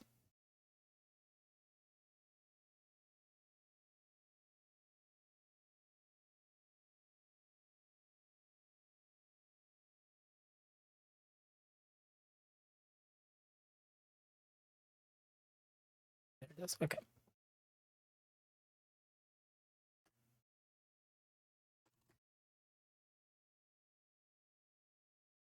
Nom nom new website. Yeah, absolutely. Everyone gives some love to Lady Raincloud.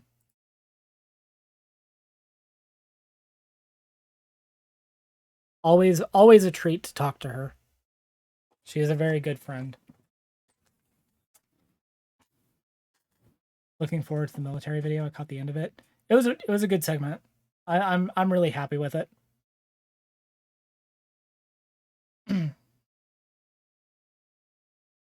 Because yeah, that video is pretty dumb.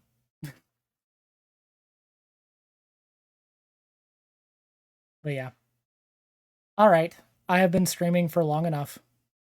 I eventually do have to sleep. So thank you all for being here. I do not know what I'm going to be streaming next. If all goes to plan, maybe sometime this weekend, but I don't want to promise anything because again, Xena and Poppy are still trying to figure out when they're going to stream. So if not this weekend, then probably sometime next week. But just keep an eye out on Twitter at SageAlexis10. That is the channel account where you will see all of the stream announcements. And if you follow Xena and Poppy's Twitter too. They usually do announcements for my streams as well. But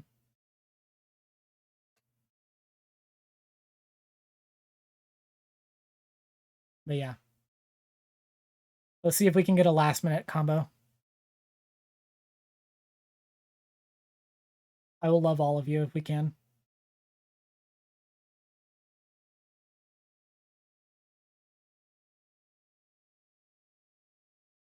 All right, here we go. Everyone, type something random. We're gonna set up the thing. Okay. Sweet. All right, we got the cat roll going. I'm gonna help you all out. Go for it. Let's do it. We can do this. We got 8. Do we even have 9 people on right now? Can we make it 9? Because I'm not gonna cheat.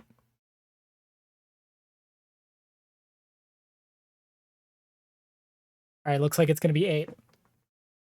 A respectable oh, we got 9. If we can make it 10, that would be awesome. I don't think we can. I don't think there's 10 people. But it's fine. 9 was good.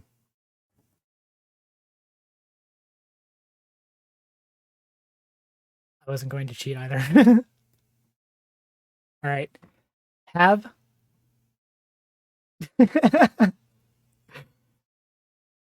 be easy on New Flesh.